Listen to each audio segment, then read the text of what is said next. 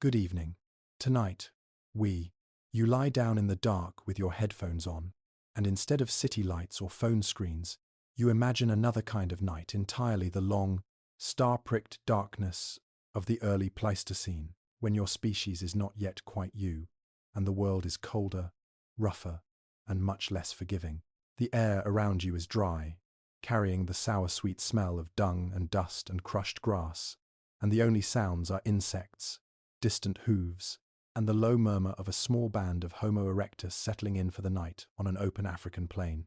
You are among them now, feeling how exposed this treeless rise is, how enormous the sky feels when there is nothing man-made to break its dome. You probably won't survive these winters without shivering at least once, even just in imagination. So, before you get comfortable, take a moment to like the video and subscribe, but only if you genuinely enjoy what I do here.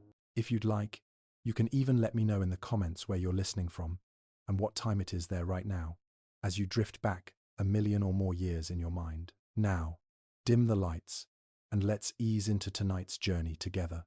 You sit in the dusk with them, these early humans, tall compared with their ancestors, long-legged walkers of endless distances, yet still small and fragile under the sweep of the Pleistocene sky. Somewhere between about 1.9 million and 1 million years ago, out on East African landscapes that include places we now call the Turkana Basin and Olduvai Gorge, bands like this move with the seasons, tracking water and herds. The day heat has bled away, the ground beneath you is cooling quickly, and a breeze slides over the grass, sneaking in under whatever scraps of animal hide are draped over shoulders. There is no friendly orange glow on the horizon. When the sun goes down, it simply goes. Light drains from the land, turning acacia trees and distant hills into black cutouts, and then even those vanish. Night here is not a gentle urban dimness with stray reflections. It is a deep, open dark, lit only by the broad river of the Milky Way, and, if you are lucky, a thin crescent of moon. You feel how much the cold matters when you cannot reach for a switch or a radiator. Even in this region, evenings can turn sharply chill, especially during cooler phases of the Pleistocene, when global ice sheets grow far to the north and climate patterns shift. The wind, which felt merely pleasant at noon, now slices across the open plain, needling your skin and stealing heat from every exposed surface. The band responds in the simplest way it can. They draw closer together, backs turned to the prevailing wind, some pressed against a slight rise in the ground that offers the barest shelter. There may be a few branches leaned up as a makeshift screen, perhaps a shallow depression in the soil where sleeping bodies will nestle, but nothing that truly seals out the night. Warmth here is mostly the warmth of other bodies and the slowly cooling earth. Around you, the landscape is alive with things you cannot see. This is a world of lions and robust hyenas, and, in some regions and earlier phases, saber-toothed cats, whose elongated canines make them icons of this deep time. Somewhere beyond your sight, near a waterhole or along a game trail, one of these predators calls a hoarse cough, a rising whoop, and the sound rolls over the grass like distant thunder. You can hear how the human group reacts. Voices drop. A child is pulled in between adults. Some reach for simple stone tools and thick wooden sticks, shaped and hardened in ways your eyes can only partly make out in the starlight. Earlier in the day, they sat by a riverbank, striking one stone against another to produce the teardrop shapes and sharp flakes that archaeologists will one day call Acheulean hand axes and cores. For them, these are just things that hands know how to make, techniques copied by watching, not explained with words in the way you're used to. Without fire, night divides the world into a narrow circle of what can be sensed and a vast ring of uncertainty. Smell becomes a guiding map, the rank musk of a carnivore drifting on the wind, the dusty animal odor of a herd that has just passed, the iron hint of blood if there was a kill nearby. Hearing is always busy twig snaps, soft drumming hooves, the rustle of grass, wings beating as birds lift suddenly into the sky. Cold isn't just uncomfortable, it quietly shapes everything. In your own life, winter might mean jackets and hot drinks, warm buses and heated rooms. Here, cooler seasons and higher elevations mean something closer to a moving boundary of habitability. When temperatures fall, fingers grow stiff around stone, reaction times slow, and the risk of hypothermia for the very young or very old becomes real. A night spent wet or exposed after a sudden storm can still the breath of someone whose strength was already worn thin by hunger or illness. Some scholars think that the very proportions of Homo erectus, a narrower body, long legs suited to striding across open country, reflect a life lived under this constantly shifting balance of heat and cold, movement and rest. Others argue that locomotion and diet probably mattered even more, that we should be cautious about drawing straight lines between skeletons and specific climates. But here, as you sit among them, it's easy to feel how intimately their bodies and behaviors are tuned to the wind, the sun, and the long fall of night. During the day, they have a broader world. Under the high sun, they can walk for many kilometers, scanning for carcasses to scavenge, small animals to hunt, roots to dig, or nuts to crack. They choose paths that snake between patches of shade, visit water before the heat peaks, and keep an eye on the movements of large herbivores, whose migrations hint at where resources will be. But dusk compresses everything. The band must settle, at least for a few hours, in one place that feels safe enough, and, ideally, slightly less cold than the rest. Somewhere, at times, they will have seen fire, but as something wild and unreliable. Lightning can strike dry grass and set a strip of savanna roaring into flame. A tree, splintered by a storm, can smolder for days.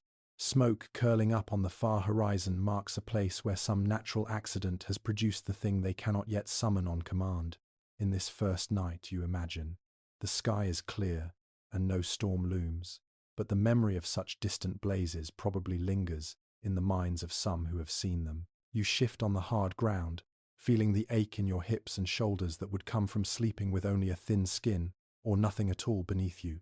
Breath steams faintly in front of your face. Around you, bodies settle into curled shapes, one arm flung over a child, a leg pressed against another adult's side. Sleep comes in light layers, broken by small awakenings as someone shifts, or a noise pricks the ear, or the cold nudges a sleeping person just enough to make them adjust. Clouds drift across the stars, then thin again. Time moves slowly when you have no clocks, only the passage of constellations and the faint paling of the eastern sky. There are no huts on this horizon, no walls, no glow of cooking fires in neighboring camps, just open ground, scattered trees, and a few small knots of Homo erectus spread thinly across a continent. Everything they have is what they can carry in their hands, remember in their minds, or share in their bodies. Warmth. Much later, humans will treat fire as a given, something that appears from a stove or a lighter, so ordinary that its absence feels strange. But here, in this long, cold night, fire is mostly a rumor of storms and dry seasons, not yet a companion. Researchers still argue over the earliest solid evidence of controlled fire, whether some darkened patches of earth and burnt bone really prove habitual use, or whether the story is more complicated and patchy than we like to imagine. For now, though, you simply lie with them, feeling how the darkness, the predators, and the creeping cold press in from all sides.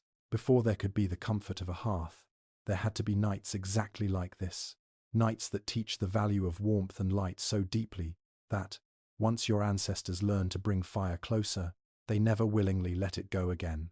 Morning comes, not with an alarm, but with the slow brightening of the sky, a grey wash spreading over the eastern horizon and gently outlining the shapes of trees and distant hills. You uncurl yourself from the cold ground, and, as the first light touches the camp, you can finally really see the bodies you spent the night among the bodies of Homo erectus, and, in this imagination, your own. You rise with them, joints stiff but ready, and you notice first how much of you is leg. Compared with earlier ancestors like Australopithecus, these people are built for distance. Long femurs, straight shins, feet with strong arches.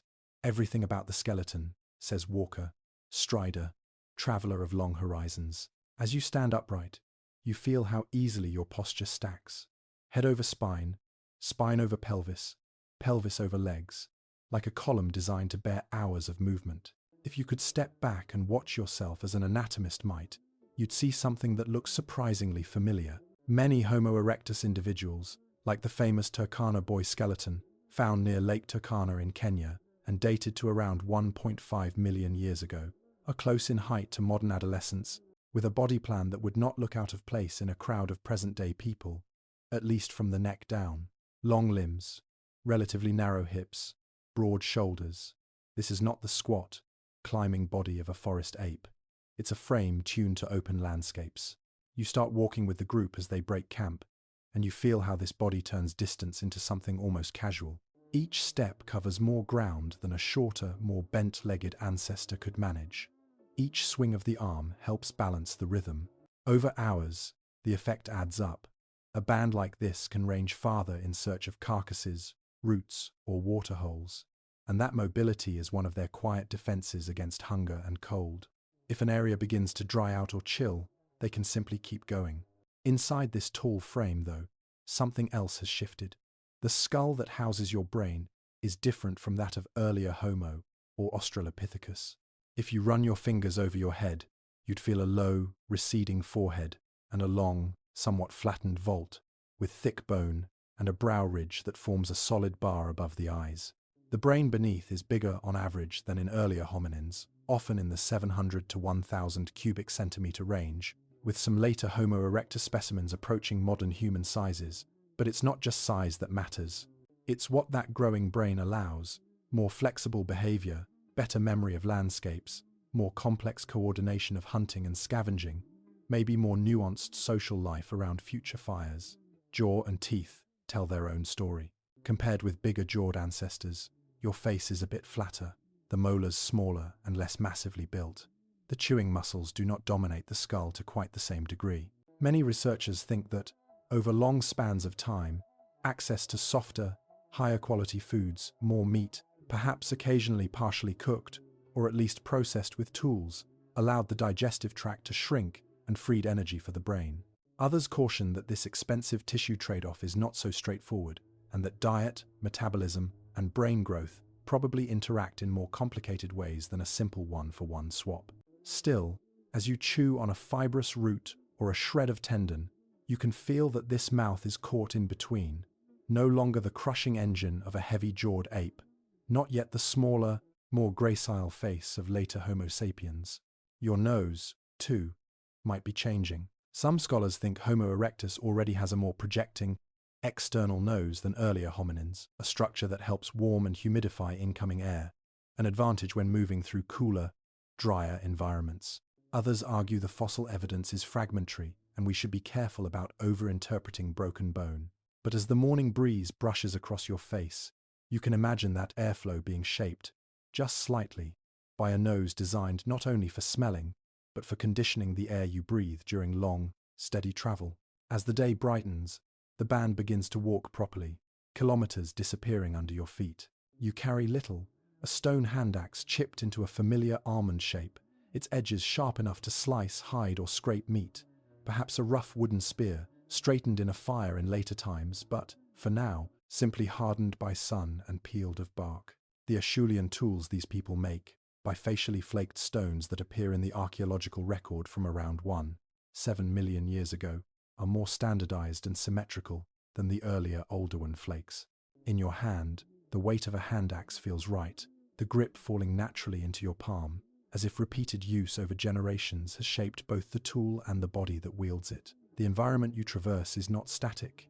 Over the long lifespan of Homo erectus, climates swing between warmer and cooler phases, and habitats pulse back and forth between more wooded mosaics and open grasslands. Some days, you walk under a fervent sun, the ground shimmering with heat.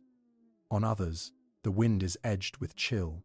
Clouds stack up over distant lakes, and you sense a seasonal shift that will bring colder nights. In higher latitudes, where later Homo erectus, or closely related populations, venture into places like Dmanisi in Georgia, or farther into Eurasia, those chills will become deep, biting winters. In those harsher zones, bodies like this are both capable and vulnerable. Long limbs shed heat efficiently during the day, which is good in the tropics, but more challenging in the cold. Without thick fur or substantial clothing, which for this species is still uncertain and likely minimal, you rely heavily on movement to stay warm, constant walking, running, and huddling at rest. Some researchers suggest that endurance running ability may have been part of Homo erectus' ecological niche, allowing them to track and eventually exhaust prey in the heat. Others emphasize the importance of scavenging and opportunistic hunting. Either way, The same muscles and tendons that carry you after animals in the heat must work just as hard to stop your body from cooling too much when the air turns sharp. You pause at a shallow depression where the ground is slightly damp from a recent storm. Tracks cross the mud, antelope hooves, the broad round prints of some larger grazer, and, overlaid, the unmistakable pads of a big cat. The band reads this spoor much the way you might read street signs, and your brain, sitting within that thick-boned skull, lights up with associations, danger, opportunity, direction. This is where anatomy and environment meet. A growing brain, a body built for walking, and a landscape full of cues that reward memory and planning. Among the group, individuals vary. Some are shorter, some more robust, some with slightly different skull shapes that future scientists will classify. Homo ergaster here, Homo erectus there, perhaps regional variants in Java or China. You, in this imagined band, belong to that broad, long-lived species complex. Life expectancy is not high by modern standards. Childhood likely ends early, and growth studies from fossils like Turkana suggest a faster maturation pattern than in modern humans, somewhere between ape-like and human-like. That means adolescents may already be taking on serious roles in hunting, caring for younger siblings, keeping watch on cold nights. Nutritional stress leaves its marks, too. On some fossil bones, microscopic lines in teeth or signs of stunted growth hint at times when food was scarce or illness struck during development. In your own body, you can feel how thin the margin sometimes is.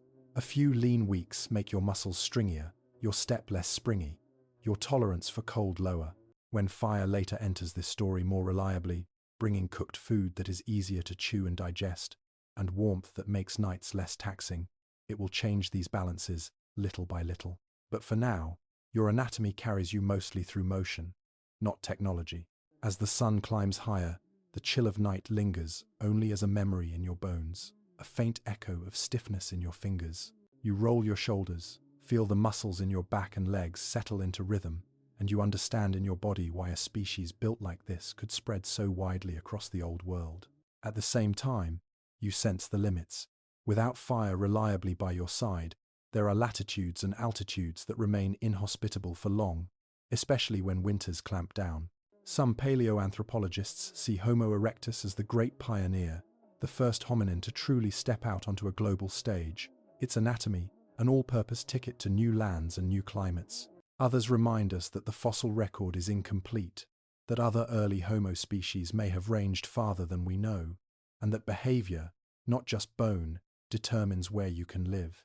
As you walk on, though, feeling your long legs eat the distance, and your chest rise and fall in calm, steady breaths, you can feel why, when the cold grows harsher, this body will look for a partner in survival, a partner made not of flesh and bone, but of light and heat. The day stretches out in front of you like a long, pale ribbon of dust, and you find that your path is not really your own. It belongs first to the animals. Ahead, in the shimmering light, a line of dark backs moves with slow, patient determination. A mixed herd of grazers, antelope-like bodies, and sturdy horse-like shapes, heads dipping and rising as they tear at the grass. You and your band fall in behind them at a distance that feels safe, far enough to avoid a sudden charge, close enough to see where they go. Their hooves drum a steady pattern into the earth, and you learn to read that rhythm like a kind of map. You walk where they walk because they know where the water is, where the fresh shoots come up after a rain, where the ground dips into sheltered valleys. Over thousands of years, this habit becomes something like a migration of your own. As climate pulses through cooler and warmer phases, grasslands in eastern Africa flex and breathe, sometimes shrinking back, sometimes stretching farther toward the edges of deserts or into higher elevations. When the herds turn, you turn. When they push out toward places where nights bite more sharply, you follow, pulled by hunger and curiosity. There are mornings when you wake to find the air already cool, the sky washed in a clearer blue, and the grass taller, more golden. Trees thin out, and the horizon feels more open, more exposed. This is the kind of landscape that forms in drier, cooler times. Wide savannas and steppe-like plains that make it easier for both animals and hominins to move great distances. As you tramp along behind the herd, the sun at your back, you're stepping into corridors that will, much later, carry your kind out of Africa altogether.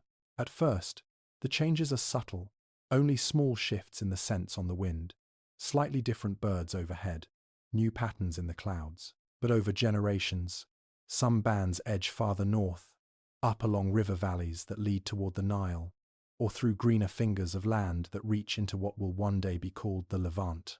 Around 8 million years ago, at a place we now call Dmanisi in modern Georgia, close relatives of you, early Homo erected on similarly long legs, leave their bones and tools in the ground, traces of bodies that have walked far from equatorial warmth.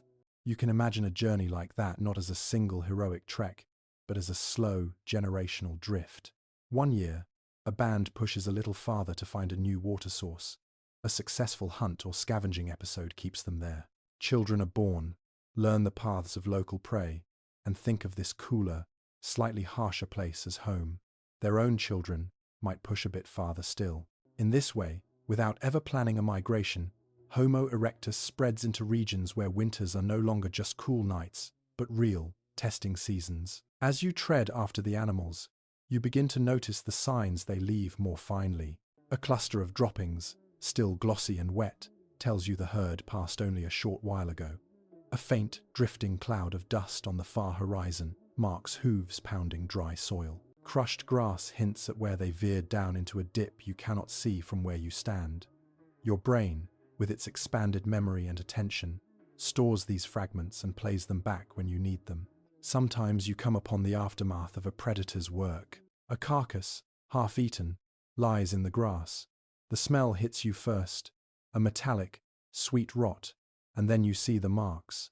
Deep tooth gouges on thick bones, torn haunches, ribs laid bare. Lions or hyenas have fed here, but their bellies are only so big, and their teeth cannot strip every usable scrap. This is where your hands, your tools, and your willingness to risk a little danger for a lot of calories come in. You and your band move in cautiously, some keeping watch while others kneel beside the carcass, hand axes flashing. Stones bite into tendon and hide, slicing and scraping in ways no claw can match. You lever off ribs, peel away shreds of meat, crack large bones to get at the marrow inside. On a cold day, the grease that coats your hands feels like warmth itself. In regions where winter winds cut harder, that rich fat becomes not just fuel for movement, but a kind of insulation from the inside out. Following the herds means your calendar is written in their bodies. When females swell with young, you know a season. When calves stumble on new legs, you know another.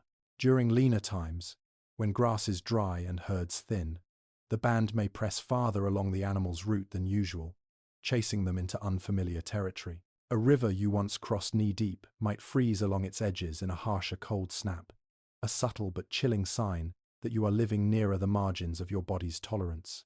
In these new, cooler grasslands, whether on higher African plateaus or further north into Eurasia, the wind becomes a more constant companion. It combs the grasses, makes a dull sea out of them, and strips heat from your skin. Nights stretch longer in the colder months, and small frosts can crisp the edges of leaves and grasses, leaving a faint crunch underfoot in the morning. You find that you adapt behaviorally, choosing sleeping sites out of the wind, perhaps tucking into shallow ravines, hugging rocky outcrops, or nestling into the lee side of low hills.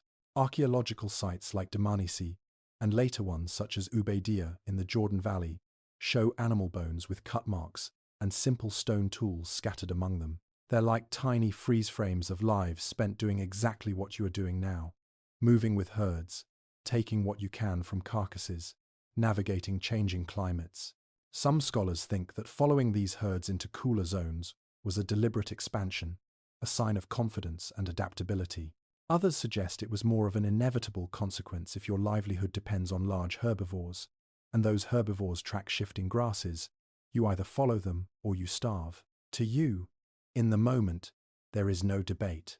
There is only the daily question: where is the food, and how do we reach it before others do? Lions scent the same herds you do. Hyenas can travel all night. Even saber-toothed cats, where they still prowl, stake their own claim. Your advantage is not power or speed alone, but stamina and foresight. You can walk all day, carrying tools that extend your teeth and claws, and you can remember where the herds went last dry season or last cold snap. As you push into landscapes with a sharper winter, you begin to feel what the night from earlier only hinted at. The first truly brutal cold might come suddenly: a shift in wind, a series of storms, or a year when the usual rains fail and weather patterns wobble. You find that the animals cluster more tightly around certain valleys and lowlands, their migrations compressed into places where grass still grows. The band's movements mirror this narrowing. You linger longer near rivers, in sheltered basins, near stands of trees that break the wind. On some evenings, high clouds thin out enough that you can see far mountain ranges on the horizon, their peaks dusted with something pale. You have no word for snow, not in the way later humans will, but you can feel its meaning in the way cold air drains down at night, pooling in low places. You wrap your arms around yourself and press closer to your companions, knowing instinctively that warmth is not only something you chase in the form of meat and marrow, it is also something you create between bodies, shared breath, and, one day, between bodies and fire. Historians of deep time, paleoanthropologists, geologists, paleoclimatologists, still argue about how purposeful these long movements were, whether Homo erectus truly colonized colder worlds with strategic planning, or whether the story is a more meandering tapestry of chance, climate, and following hooves. Walking here, with your feet sore and your stomach a little empty, you feel how much of it is simply persistence. Step after step, season after season, you keep trailing the living rivers of animals that feed you, even as they draw you into air that stings your lungs and nights that demand new answers to an old question. How will we stay warm enough to see another dawn? The air has been dry for days when the change comes. At first, it's only a feeling: clouds stacking higher and darker than usual on the distant horizon, a faint, metallic hint in the wind that makes the hairs on your arms rise. The herd you've been following grows restless, their movements jittery, heads lifting more often to sniff the sky than to taste the grass at their feet. You walk under a sky that has turned bruised dark in places, sunlight sliced into thin, pale bands between towering clouds. Somewhere far away, the first rumble of thunder rolls across the savannah, so low and stretched out that it feels more like a vibration in your chest than a sound in your ears. You glance up, but there is no understanding of storm fronts or dry lightning in your mind, only the awareness that the air is different, charged, and uneasy. The band bunches a little closer as you move, eyes flicking from sky to earth and back again. A sharp wind gust cuts across the plain, carrying with it the smell of dust and crushed vegetation. In the distance, a jagged line of light suddenly forks from cloud to ground, so bright that for an instant, everything around you is etched in harsh silver. A heartbeat later, the crack of thunder arrives, a ripping, tearing sound that seems to split the world from above. For a few long moments, nothing else happens. The herd surges forward, then steadies. You keep walking, every sense alert. Then, as the clouds drift and the storm moves on, you finally see it. A thin column of grey-brown smoke rising from a patch of grassland far off to one side, staining the horizon like a faint, crooked finger. You have seen smoke before, perhaps, but rarely this close. In Pleistocene Africa, lightning-sparked fires happen again and again, especially in dry seasons, when tall grasses turn to tinder. They race across the landscape, burning hot and fast, leaving behind blackened ground that, weeks later, will sprout fresh green shoots. The animals know this cycle intimately, even if they cannot name it. They graze new growth on old burn scars, their migrations entwined with the rhythms of fire and regrowth. Today, you find yourself closer to the source than usual. The herd veers away from the smoke, uneasy, giving the burning patch a wide berth. But curiosity is a powerful thing in your growing brain, and as the hours pass and the smoke begins to thin, you and your band slowly angle toward where the storm struck. The ground underfoot grows warmer, and the air takes on a sharp, unfamiliar smell, acrid, dry, tinged with something sweet and bitter all at once.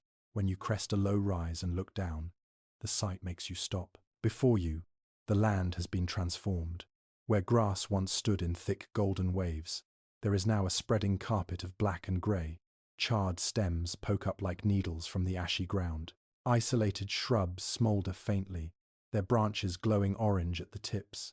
A fallen tree, split by lightning, is still burning at its heart, a hollow column of ember and flame. You feel the heat on your face before you are even close.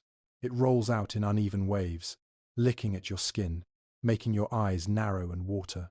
Flames snap and crackle, eating through leftover patches of grass, then dying back where the fuel is gone. Fat, twisting plumes of smoke rise into the brightening sky, carrying flecks of ash that drift down like black snowflakes. The band hangs back at first. Some individuals make soft calls, uneasy, and a child is pulled behind an adult's legs. Fire is loud and unpredictable, its movements hard to read. It roars in some places and whispers in others, flickering sideways when a gust of wind caresses it, smouldering sullenly when it reaches denser wood. You instinctively keep a distance, the same way you would from a dangerous animal. Yet even from here, you can see that something has happened to the things that once lived in this patch. A small antelope lies on its side near the edges of the burn, legs splayed, the fur is singed, and the smell of cooked meat reaches your nose, a shockingly familiar scent, and yet new in this context. Nearby, a cluster of tuber-bearing plants, half dug by some burrowing creature before the fire swept through, now sits in soil still warm to the touch, their outer skins blistered and cracked under heat, releasing a softer, roasted aroma.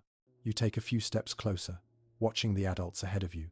They move cautiously, feeling the ground with their bare feet. The soil is warm, but not burning.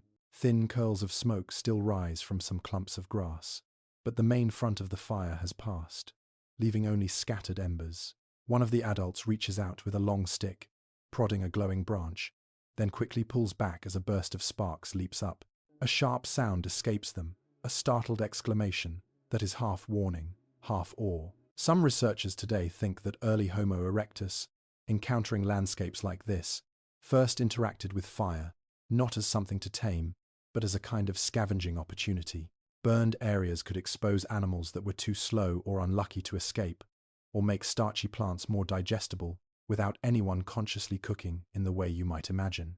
Others argue we should be cautious, that we are reading too much into a few charred bones and stones in the archaeological record.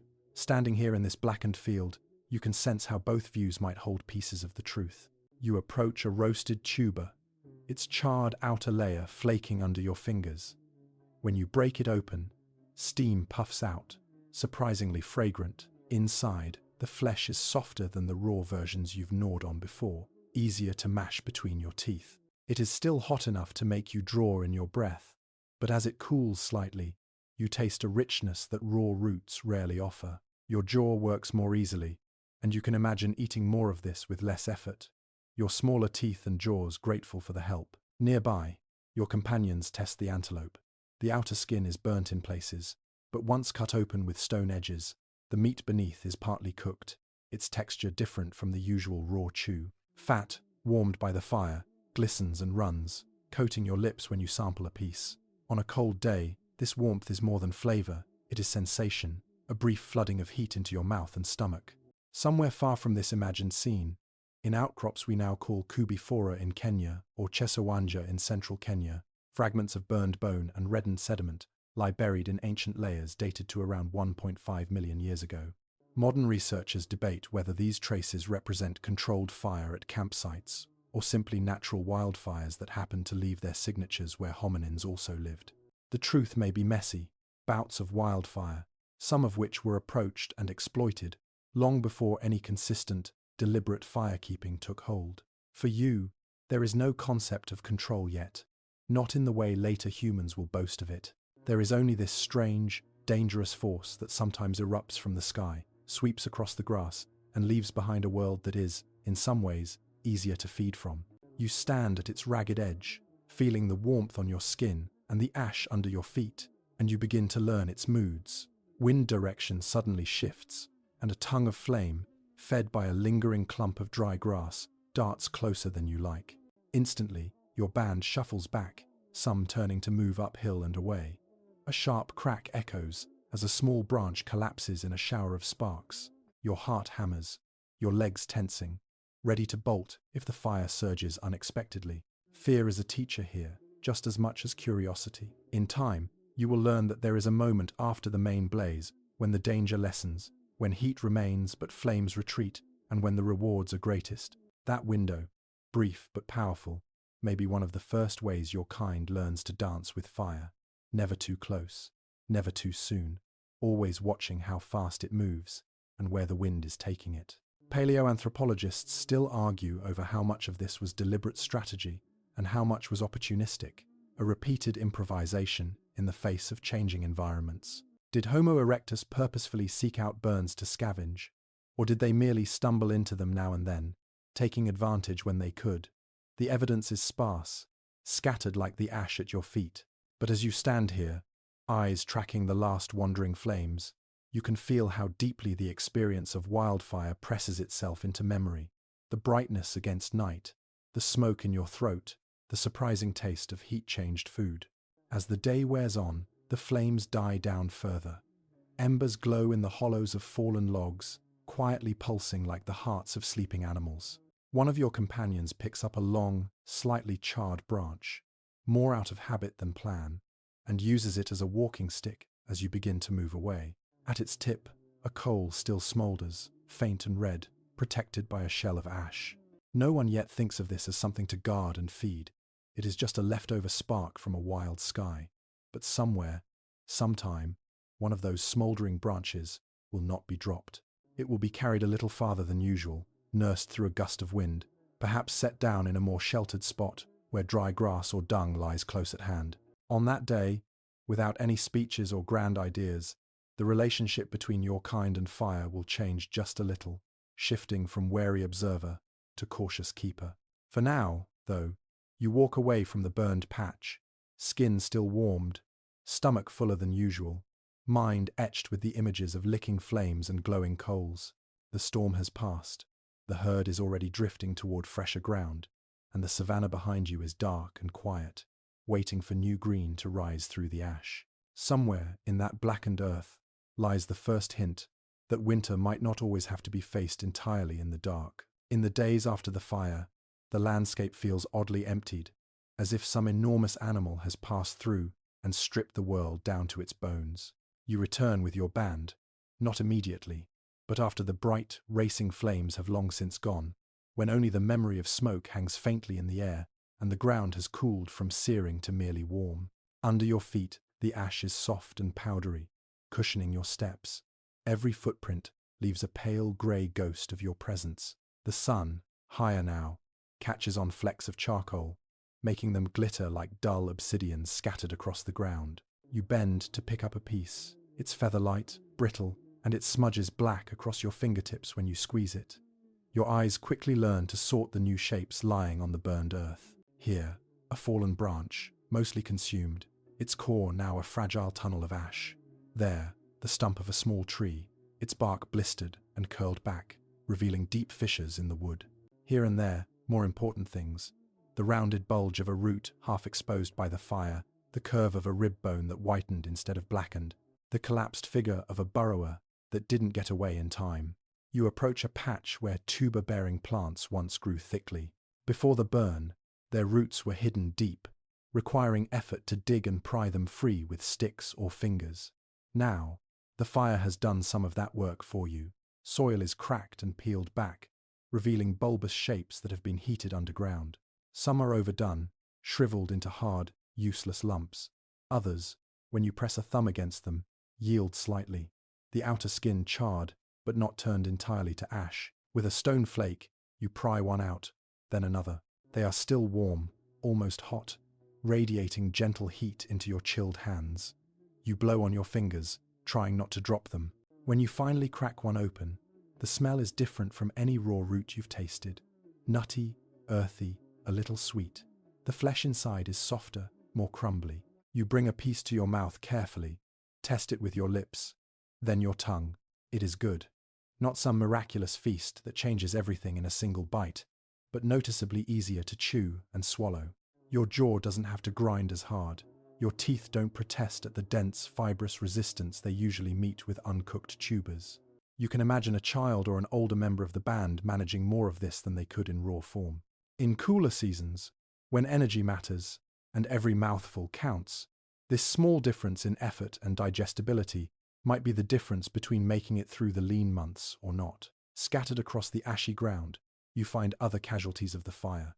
A burrow collapsed on some small mammal, perhaps something like a mole rat, a creature that normally spends its life safe below ground. The heat has cooked it in its own tunnel. Its fur is singed, but when you cut into the body, the meat is opaque, firm, half-baked by the earth itself. There is less risk here of the parasites and pathogens that haunt raw carrion, though you have no words for such things, only instincts tuned over millennia of trial and error. At another part of the burn, a larger animal lies sprawled on its side, ribs showing under a patchwork of charred hide. Maybe it was already sick when the fire came, too weak to run. Maybe it stumbled in smoke. Whatever the reason, the flames passed over it, searing the outer layers, but not completely consuming the body. You and your companions circle it warily, testing the heat with your hands, watching for any sign that the fire might flare up again. When you cut into the flank with a hand axe, the topmost layers are blackened, bitter to taste, and quickly discarded. Beneath that, though, the flesh is no longer raw in the way you're used to. It is firmer, less slippery, and some of the fat has melted, pooling in small pockets that burst against your teeth with an intensity of flavor. The smell, frank and heavy, clings to your hair and skin. On a cold day, with wind knifing across the open plain, the act of eating something warm from within, even briefly, is like stoking a small, internal fire you can carry with you long after the coals themselves have gone dark. Some researchers today have pointed to ancient sites in East and Southern Africa, places like Kubifora and Chesawanja, or later, Swartkrans in South Africa, where the ground holds traces of burning mixed with stone tools and animal bones. At Swartkrans, for instance, there are bones that show signs of having been heated to temperatures consistent with hearth fires, alongside early hominin remains and stone artifacts. Scholars argue about what exactly these layers mean. Were our ancestors deliberately using fire to process carcasses and roots? Or are we glimpsing the aftermath of natural blazes that hominins simply visited afterward? Kneeling here in the ash, fingers stained grey and black, you can feel how easy it would be for both situations to have happened at different times. Even if no one in your group yet knows how to keep a flame alive overnight, much less start one from scratch, you still know how to read opportunity. The blackened field is like a temporary feast hall, opened by lightning and closed again by time. You simply show up while its doors are open. The burned earth also gives you a new kind of map. Char and ash change the smell of the ground. Your nose learns the scent of recent fires, and your eyes learn the look of land that has burned not long ago versus months before. Fresh burns may be too hot, too chaotic, but slightly older ones, where the soil has cooled but the blackness remains, can be rich in exposed roots and bones. Even in cooler seasons, when other resources are thin, these areas offer concentrated spots of food. You start to notice patterns. Birds wheel more thickly above recently burned patches, picking at insects and small creatures driven from hiding. Certain herbivores sniff around the charred edges, searching for new shoots. In the months after a burn, tender green grass springs up first in these cleared zones, drawing grazers like a magnet. This means that, indirectly, fire herds the herds, and that knowledge begins to seep into your group's sense of the land. Some paleoanthropologists think that this repeated association, fire followed by food, both immediate and long-term, might have been a crucial step in weaving fire into the daily life of Homo erectus. Others urge caution, pointing out that many animals exploit post-fire resources without ever learning to keep or make fire themselves. They remind us that the leap from opportunistic scavenging to deliberate fire management is a large one. Still, as you sit in a circle, hands busy with charred roots and lightly cooked strips of meat, it's easy to see how the positive associations build up in your nervous system. Where there was fire, there is warmth and food. Where there is burned earth, there are chances to survive. Your band stays in the burned area for a while, moving slowly, scanning for overlooked treats. A patch of roots baked just right, a burrow entrance that smells promising, a bone whose marrow has loosened in the heat. The ground, still slightly warm in spots, feels kinder beneath your bare feet than the cold, damp soil of unburned lowlands. Smoke-stained rocks and logs provide places to sit temporarily, and in a world without chairs or walls, even such small comforts matter. By late day, the sun dips lower, and the residual warmth from the fire begins to bleed away. The wind feels cooler against your skin again, and long shadows creep across the blackened ground.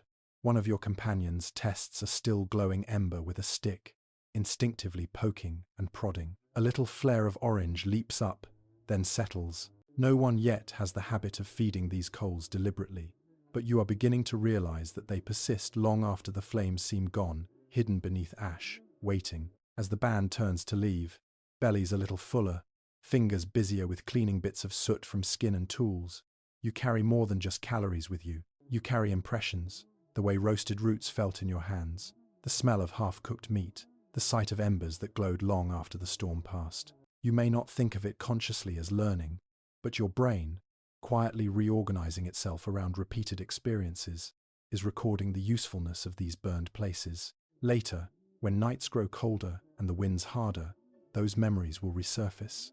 When storms roll in and lightning cracks across a thirsty plain, some deep part of you will mark not only the danger of fire, but the opportunity that follows, an awareness that, slowly, over many generations, will guide hands toward not just scavenging the burned earth, but carrying a bit of that strange, hot brightness with you into the dark. The next time lightning claws the sky and a strip of savanna catches, you are already a little different. Not in your bones, they still belong to Homo erectus, the long-legged walker, the scavenger hunter, following the herds, but in the way your mind anticipates what comes after the storm. When the clouds pull away and the rumble fades, you are already looking for the smoke. You find it again, smudged along the horizon, and your band moves toward it with a familiarity that would have been foreign to your deeper ancestors. You know now that where the fire has been, roots are baked and carcasses lie half-cooked. You know the ground will be warm underfoot, that ash will cling to your skin, that the air will sting your eyes and yet smell oddly promising. The approach feels familiar, circling the still burning patches, testing the soil with bare toes, using long sticks to probe the glowing edges. Flames still lick at clumps of grass in places, but the main front is past. You move into the patchwork of heat and cooling. As before, there are scorched animals and roasted tubers, and the band sets about cutting, probing, eating. But as the day wears on and the sun begins to slide down, another feeling creeps in, alongside the satisfaction of a full stomach: reluctance. You have learned that the burned ground is warmer than the surrounding plain. When you sit near a smouldering log, you can feel radiating heat soak into your legs, easing the ache from endless walking. The air here, though smoky, is less biting than the open wind. As the sky deepens toward evening, a thought that is not quite a thought tugs at you. What if you didn't leave all this warmth behind when night falls? The band makes its little decisions in gestures and glances, not in speeches. Some adults settle nearer to a thick, fallen trunk that still glows along its underside. Others begin to drag small branches, half-charred, toward a shallow depression where you often sleep. Children are shooed back from the brightest coals, but not entirely away. The space of night is being subtly rearranged around this strange, hot presence. You watch as one of the older individuals, someone whose hair is a little thinner, whose movements are slower but careful, takes a long branch and pushes one end into a glowing hollow in the log. The wood smokes, then catches, not in a dramatic flare, but as a slow bloom of orange at the very tip. He holds it there for a long moment, then withdraws it, the coal clinging stubbornly, turning the branch into something like a staff, with a captured fragment of lightning asleep on its end. He does not wave it like a torch. There is no need for fire to leap. Instead, he cradles the smouldering end downward, shielding it from the breeze with his other hand, and walks the few steps to where others are dragging dry grass, dung, and twigs into a loose pile. Gently, he presses the glowing tip into the cluster and breathes on it. At first, nothing happens but a faint thickening of smoke. Then, with a tiny, almost reluctant sigh, a pale flame appears, licking at a shred of bark. Then, another. You feel, more than see, the way the group tenses and leans in. Fire is no longer just something found where lightning fell. It is here, moved from one place to another, by your own hands. The tiny flame flickers uncertainly, sometimes nearly vanishing, sometimes brightening as someone feeds it with a twig or a pinch of dry grass. Instinctively, people cup their hands to block the wind, their bodies forming a ring that is both protection and reverence. This simple act, moving a coal from a natural fire into your sleeping place, is not yet inventing fire. You still have no way to make it from nothing. If all the coals die tonight, you will be back to waiting for another storm. But something has shifted. The fire is no longer entirely wild. It has been carried, persuaded, coaxed to live where you want it. Archaeological traces from much later times hint at this kind of relationship. At Wonderwork Cave in South Africa, deep deposits more than a kilometre from the present entrance show microscopic ash and burned bone dated to around 1 million years ago, far enough inside that natural wildfires sweeping in seem unlikely. To many researchers, that suggests that hominins likely close to your kind were bringing fire into sheltered spaces and tending it there. Others point out that caves are complex, that winds and collapsing sediments can do surprising things, and argue that we should be careful about claiming too much from patchy evidence. Sitting here, though, just within the imagined mouth of a shallow rock overhang on a chill evening, you can feel how natural it would be to do exactly that. Outside, the wind combs the grasses. Inside, the rock bends the air into a gentler flow.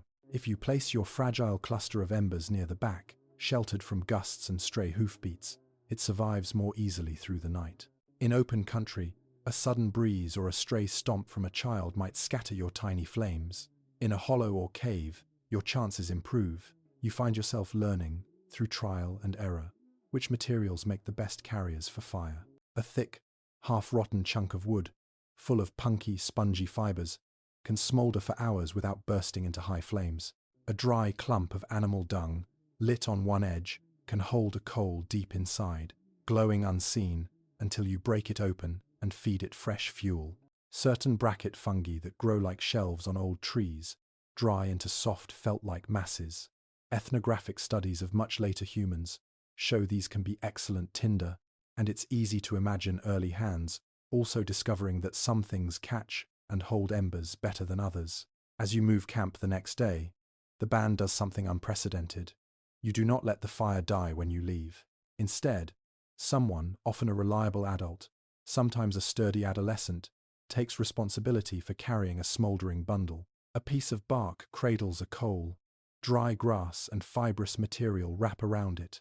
A hand shields it from wind. You walk more carefully than usual, aware that a stumble could crush the fragile glow or send a spark into your own skin.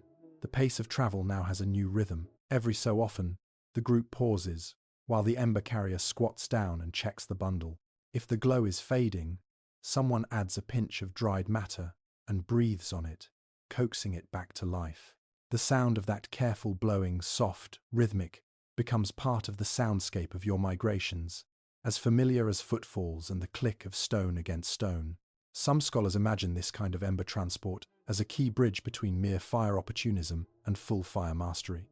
Others are more skeptical, warning that we have no direct fossilized bundles of tinder to prove it, only analogies from later human groups and the logical possibilities of the material world. But walking with your precious coal, you can feel how compelling the behavior is.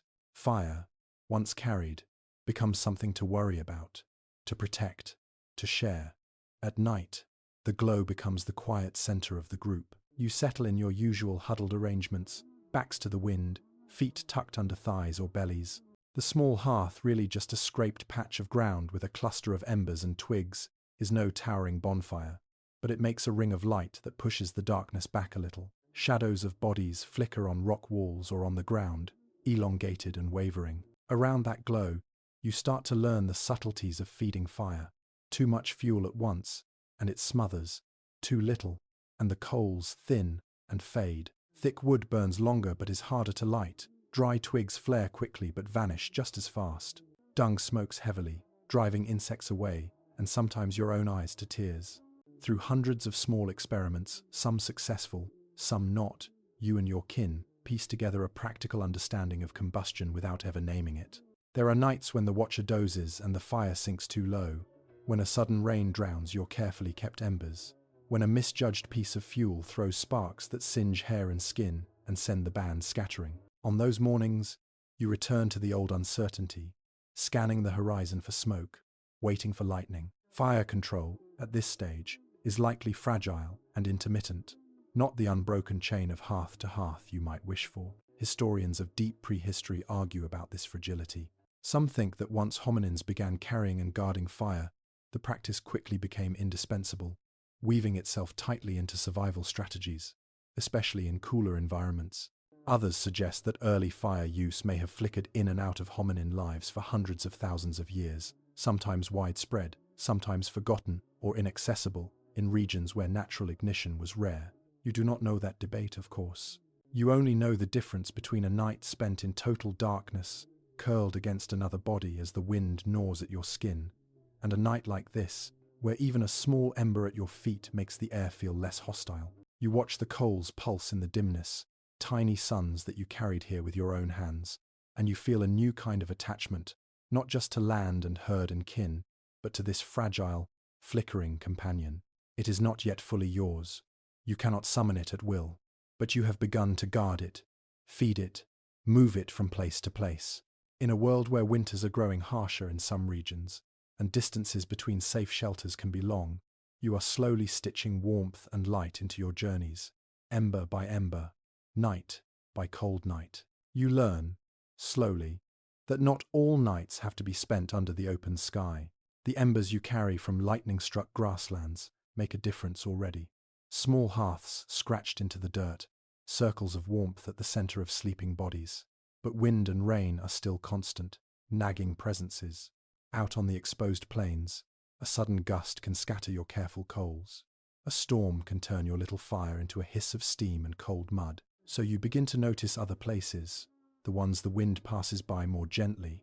You find them where rock breaks the surface of the earth, low overhangs, shallow hollows, the dark mouths of caves. At first they are simply curiosities, shadowed places you glance at as you walk past.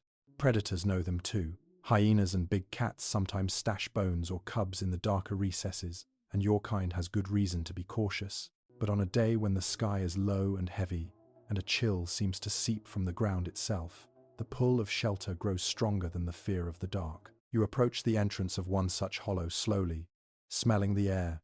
It is cooler at first, carrying hints of damp stone and old dust. The light dims as you step in, your eyes taking a moment to adjust from the brightness outside. Behind you, the savannah is all glare and wind. Ahead, the cave is muted, almost muffled, like being wrapped in a stone blanket. The band hesitates just inside the threshold, clustered in the zone where daylight still reaches. Further back, the darkness thickens, a quiet black that your eyes cannot easily penetrate. You do not need to go far, though, to feel the difference in temperature and sound. The wind's voice fades from a sharp hiss to a low murmur. Drips of water somewhere deeper in the rock mark time with slow, patient beats. In your hands, or in those of a companion, an ember still glows, cradled in its bundle of bark and dry material. Here, in the lee of stone, you tease it out onto a scraped patch of ground. A few twigs, a twist of grass, gentle breath. Soon a small flame stands on its own, far from the grasslands where its ancestor was born. It feels different to see fire here, against stone instead of open sky. The walls catch and echo its light, making shadows leap and contract in a narrow world instead of vanishing into endless night. Archaeological layers in places like Wonderwork Cave, in what is now South Africa's Northern Cape, hint that hominins similar to you did just this over and over again. Deep inside that long tunnel of rock, tens of meters from the current entrance, scientists have found microscopic ash, burned bone fragments, and bits of soil heated to high temperatures in layers dating to around 1 million years ago. To many researchers, these are signs that fire was deliberately brought into the cave and tended there, not merely the residue of wildfires that somehow wandered in. Others, more cautious, point out that caves are complicated environments and that natural processes can sometimes move materials in unexpected ways. Even in stone, the past can be hard to read. Here, in your imagined present, the meaning is simple. The cave takes the fire and makes it easier to keep. When night falls, the temperature outside can drop sharply, especially in cooler phases of the Pleistocene. Cold air drains downhill, pooling in low places, making hollows and open ground alike shiver. Inside the cave mouth, the stone holds some memory of the day's warmth, radiating it back slowly. Your little hearth magnifies that effect, turning a single patch of rock floor into the warmest place for many steps around. You can feel it as you sit down, The ground beneath you is cool but not icy. The heat from the fire spreads in a circle, fading gradually with distance. Those who sit closest extend their hands and feet toward the flames, turning them occasionally, roasting away the ache of long walking. Further back, bodies lean against the rock, absorbing its stored heat. Children are drawn like moths to the bright center, only to be gently pulled back by watchful arms when they stray too close. Smoke, too, behaves differently here than in the open.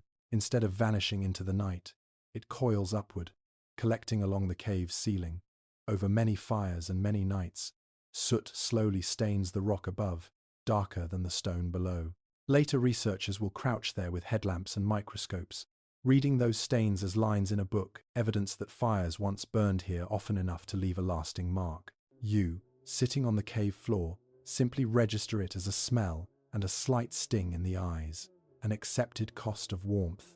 The cave mouth becomes a kind of stage for nightly life. Outside is danger and cold. Inside, just beyond the reach of full daylight, is a zone where you can see one another's faces even after the sun has gone down. In that circle of visibility, new habits form almost without decision. Meat is brought back from a scavenged or hunted kill and processed by firelight, bone and hide separated with stone edges. Flesh set near the coals to warm. Roots and tubers, once eaten raw when time and opportunity demanded it, can now be nestled into ash and left to bake, while other tasks occupy your hands. You notice that things last longer here. Left in the open, a small fire demands constant attention. Every breeze threatens it. In the lee of stone, a bed of coals can linger deep into the night and be coaxed back to life with less effort in the morning. This means fewer long, cold stretches and more continuity. Night after night, the band can sleep in roughly the same place, returning to a hearth that is not just a one-night accident, but a slowly accumulating center of activity. Over time, deposits build up underfoot, layers of ash, dropped bone, broken tools, all pressed into the earth to become, far in the future, the archaeological signature of a habitual home. Outside, predators still prowl. Lions and hyenas may pass by the entrance, their silhouettes briefly outlined against starlight. A low growl or distant whoop reaches your ears, and your muscles tighten automatically. But the fire at your back and the stone around you reshape that fear. Some carnivores avoid bright flames. Others are simply more hesitant to step into a confined space that smells strongly of the strange, smoky creatures that you are. Stone and fire together make a stronger barrier than either could alone. In cooler months, when the wind carries a sharper edge, and perhaps even the occasional trace of frost on exposed surfaces in higher regions, this combination becomes even more precious.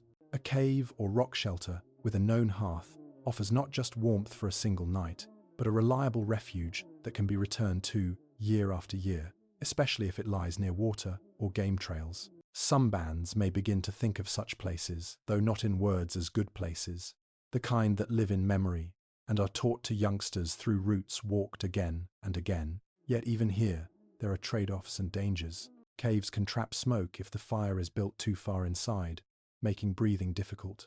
Predators may choose the same shelters at other times of year. A leopard returning to a favored ledge might not appreciate finding you there. Sudden rockfalls or flooding can turn safe hollows into death traps. Modern scholars, looking at the patchy distribution of cave sites versus open-air ones, often caution against imagining Homo erectus as a full-time cave dweller. For much of the year, your kind likely still lives and sleeps under the sky. Caves are pauses, refuges, seasonal homes, not permanent fortresses. Sitting by the cave mouth, you can feel that seasonality.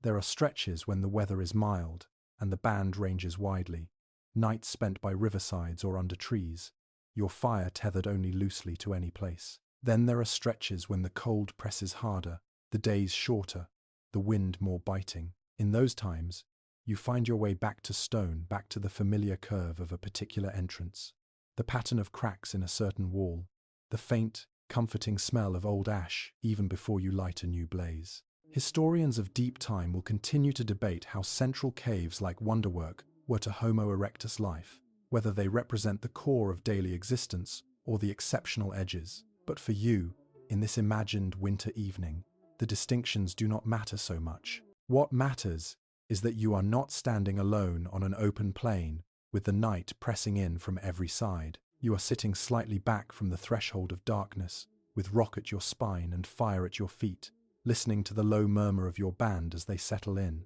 Outside, the stars wheel silently overhead, indifferent to whether early humans huddle in caves or under acacias.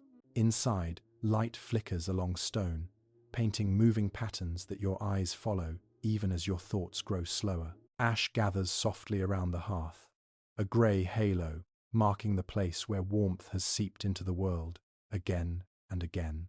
In that gentle glow, winter begins to feel a little less like an enemy and a little more like a season you might, with enough care, endure. By the time you have returned to the same rock shelter a few times, the fire no longer feels like a visiting stranger. It feels like a shy animal you are slowly learning how to feed. Night has fallen again, and the cold is working its way in under your skin. Outside, clouds smear across the sky, hiding many of the stars and threatening rain. Inside the shallow hollow, the stone is cool and dry for now. At your feet, the day's fire has relaxed into a bed of embers, a low, pulsing orange under a skin of pale ash. You have learned, through many small mishaps, not to let it vanish completely.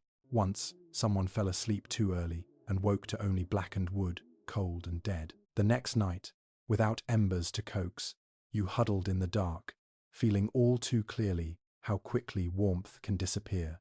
That lesson sank deeper than you knew. Tonight, as eyelids droop and conversations soften into breathing, someone stays half awake, watching the quiet glow. You've discovered that fire likes to be fed in particular ways. Thin, dry twigs catch easily when laid gently over embers, their ends igniting with a soft crackle. But if you bury the coals under too many at once, the fire coughs and dims, smothered by its own potential. Larger branches, once they catch, burn longer, but they sulk if you try to light them from nothing. You've learned to start with the smaller things, a small bright flare, and only then to nudge thicker pieces into that growing heat. During the day, you look at your surroundings with new eyes. Each walk through the landscape is also a search for fuel. You start to notice which shrubs grow wood that dries quickly and lights easily, which ones produce heavy, oily smoke, which ones seem to burn long and slow. In regions where acacia trees scatter across the plain, their fallen branches become familiar treasures dense enough to burn for a while, often broken into handy lengths by weather and animals. You also begin to collect things you once ignored. Dry grass is still useful, but you've learned it flashes bright and then vanishes, leaving your hearth hungry again. Animal dung, though, behaves differently. On drier days, you break old droppings into smaller pieces and pile them near the fire. When lit on one edge, they smolder stubbornly, sending up streams of thick smoke but also holding embers deep inside. In open country where wood is scarce, the dung of grazers can stretch your fuel further, a trick that many later herding peoples will also rely on. You're not herders, not yet. You simply follow wild herds and use what they leave behind. Sometimes you find the bracket-like fungi that grow on dead or dying trees, shelves of pale or brown flesh attached to bark. Some dry into a light, felted texture, catching sparks and holding a tiny, glowing heart of coal when coaxed. Whether your particular group has discovered this yet or not is a matter of chance and experimentation. The physical possibility exists. Future humans will certainly use such tinder. Here, in the early Pleistocene, every curious gesture, a child poking a fungus with a coal, an adult blowing on it, has the potential to open a new pathway. On certain evenings, drizzle begins to fall, fine droplets that darken the stone at the cave mouth and speckle your skin with cold pinpricks. These are the nights when your growing knowledge is tested hardest. Wet twigs refuse to catch, damp grass hisses and steams instead of flaring. Without fire, such a night would simply be miserable and long, your only warmth from body heat and whatever scraps of hide you possess. With fire, though, you have a fighting chance if you can keep its core dry. You learn to tuck embers under a slight overhang of rock, shielding them from direct drops. You pile ash lightly over the glowing coals, discovering that this pale blanket doesn't kill them, but slows their cooling, preserving their heat through the worst of the weather. You pull in fuel earlier in the day, storing it in the driest part of the shelter so that when the rain begins, you already have a small hoard of reasonably dry wood. Researchers looking at later sites like Gesher Benot Yaakov in the Jordan Valley, dated to around 780,000 years ago, have found clusters of burned stone and plant remains that look very much like repeatedly used hearths. Seeds and wood fragments, charred in a consistent way, suggest that whoever lived there chose specific fuels and burned them again and again in the same places. Some scholars see this as clear evidence that by then, early humans were not just using fire but managing it systematically. Others caution that we should not simply push that certainty back in time without careful evidence. Still, these hearths are like echoes of what you are groping toward now, a set of practical rules about what fire likes and how to keep it alive. Within your band, those rules are not written or spoken in complex language, but they are shared. Children watch adults feed the flames and imitate them with smaller sticks and embers. An inefficient technique like piling damp branches directly onto a small coal fails in front of many eyes. The memory of that failure spreads quietly, making it less likely to be tried again. A more effective habit, such as placing thicker wood near, but not on top of, a growing flame to dry it, first succeeds and is repeated, becoming part of the group's routine. You can see this process in motion one windy night. A gust pushes through the cave entrance, making flames lean hard to one side, threatening to blow sparks onto sleeping bodies. The watcher for that night reacts. They scoop some coals a little farther back from the entrance with a flat stone, then stack stones on one side of the hearth, creating a crude windbreak. It works. The flames steady. The sparks fall shorter. Others notice. The next time you set up a fire in a new place, someone may instinctively place stones around it again, not because they reasoned it out, but because their hands remember the shape of that solution.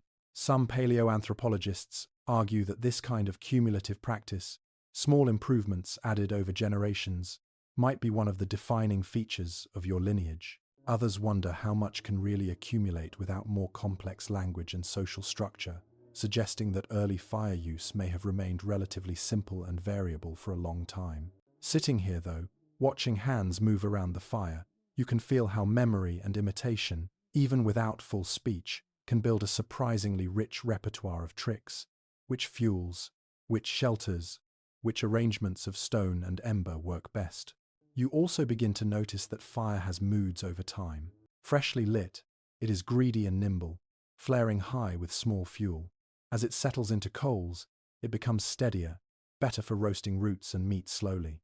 Near the end of the night, when only a few red eyes glow under ash, it is at its most fragile, but also its most portable. That is when embers are lifted carefully into bundles for travel, when decisions are made about whether to move on or stay and rebuild in the same place. On particularly harsh nights, you may even take turns tending it more deliberately. One person, half awake, nudges a coal here, adds a twig there, listening to the subtle sounds, soft crackles, faint sighs that tell them whether the fire is thriving or struggling. It is not yet a formal role, but the seeds of one are there. Millennia later, some societies will have named firekeepers. Here, the role is simply whoever cares and happens to wake when the flames are low. Your survival is still precarious. A season of heavy rains could make keeping embers painfully difficult. A region with little wood could force you to rely on dung and rare shrubs. Sometimes you will fail, and the band will once again be at the mercy of lightning and chance. Scholars today continue to puzzle over how continuous early fire use really was, whether your kind carried an unbroken tradition over hundreds of thousands of years, or whether it flickered in and out like the coals you cradle. Yet with each successful night, each drizzle endured, each windstorm survived with a hearth still glowing at dawn, the bond between your species and fire tightens. You are learning its appetites and its limits. You are learning how to turn a wild, sky-born blaze into a small, steady companion that follows you across hills, along river valleys, eventually into colder lands, where winter's teeth are sharper, and the difference between an ember and no ember at all can be the difference between life and death. You've grown used to the idea that fire has a history before it ever reaches your hearth. It begins in the sky or in dry storms, in lightning-struck trees and sun-baked grass, then travels through embers, bundles, careful hands, until it settles for a while at your feet. But as the seasons turn, and the years fold into one another.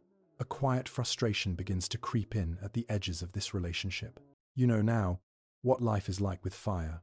Nights less bitter, food softer and richer, predators a little more hesitant at the edge of the light. You also know what happens when a string of storms fails to appear, or when rains are so relentless that coals drown one after another. The difference between a winter with fire and a winter without is no longer abstract. You feel it in your joints, in the way your breath smokes harsher in the morning, in the thinness of children's faces. That gap between knowing fire's worth and having no way to summon it on demand is where the first rumors of making fire grow. Not rumors in words, but in changed habits, in new ways hands move, in the way eyes search the world for hints of heat in places other than the sky. One evening, after an ember has nearly died in its bundle during a rain-soaked journey, you watch as someone, irritated and anxious, bangs two stones together in the dim light.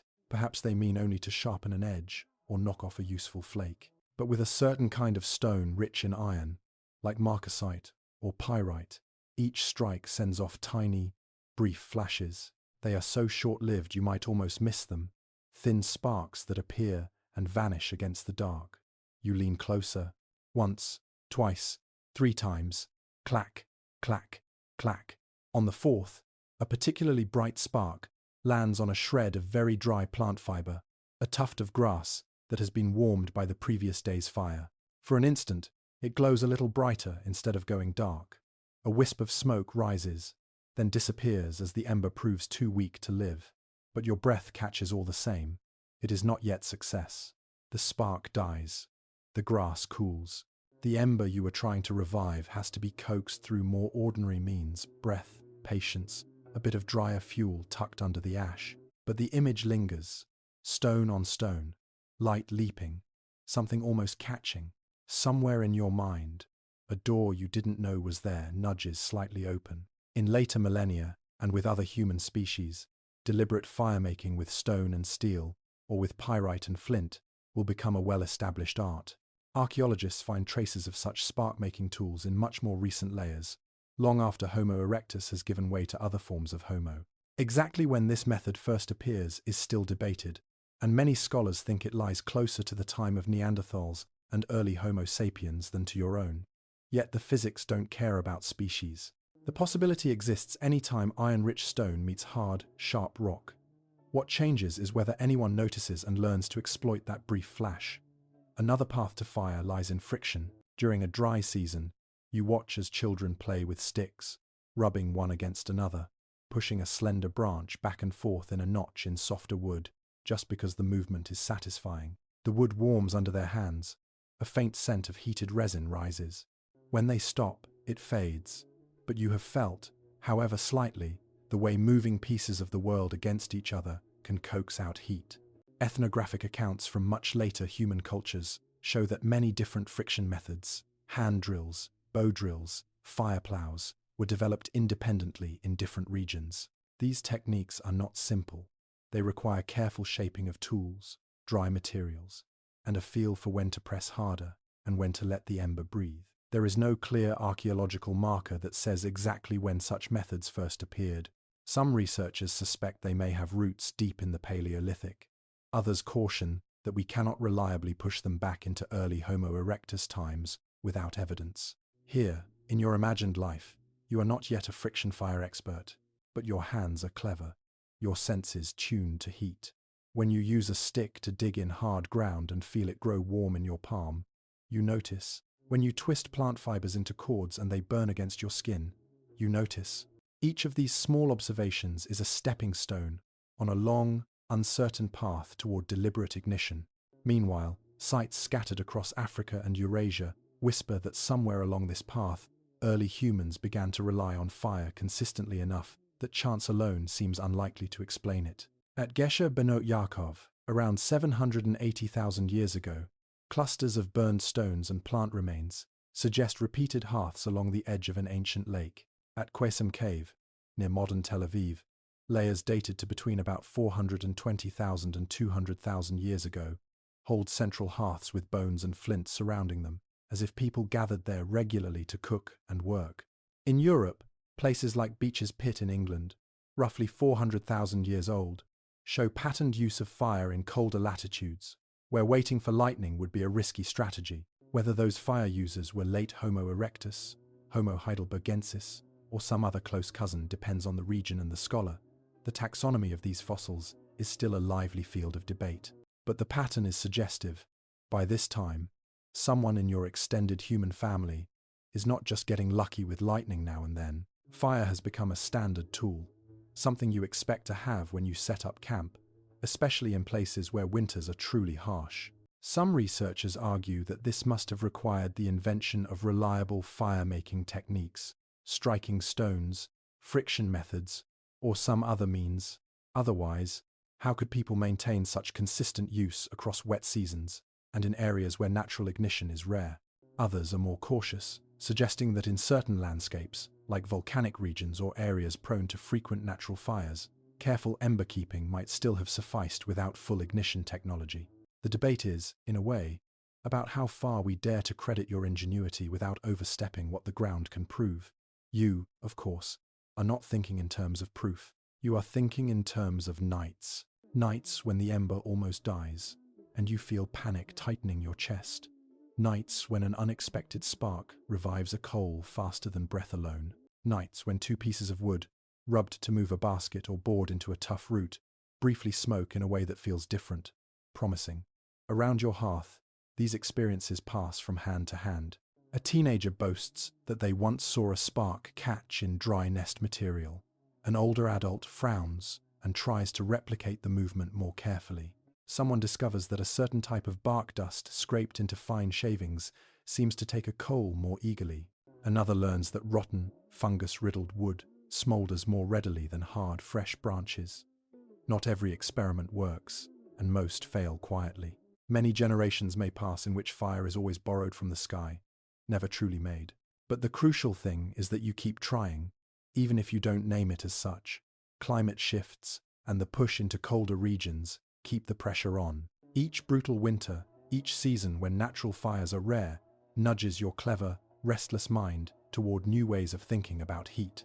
One evening, the hearth has gone low, and someone, for the sake of this quiet story, it might as well be you, picks up two stones, not just to shape a tool, but deliberately over a cradle of tinder.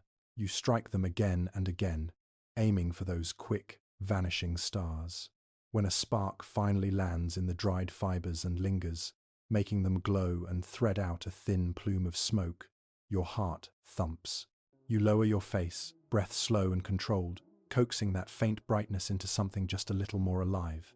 Whether that attempt succeeds or fails in this imagined moment matters less than the direction it points. Historians and archaeologists may never know the name or even the species of the first individual to reliably wring fire from cold materials, to turn accidental sparks or friction-warm wood into a deliberate ember.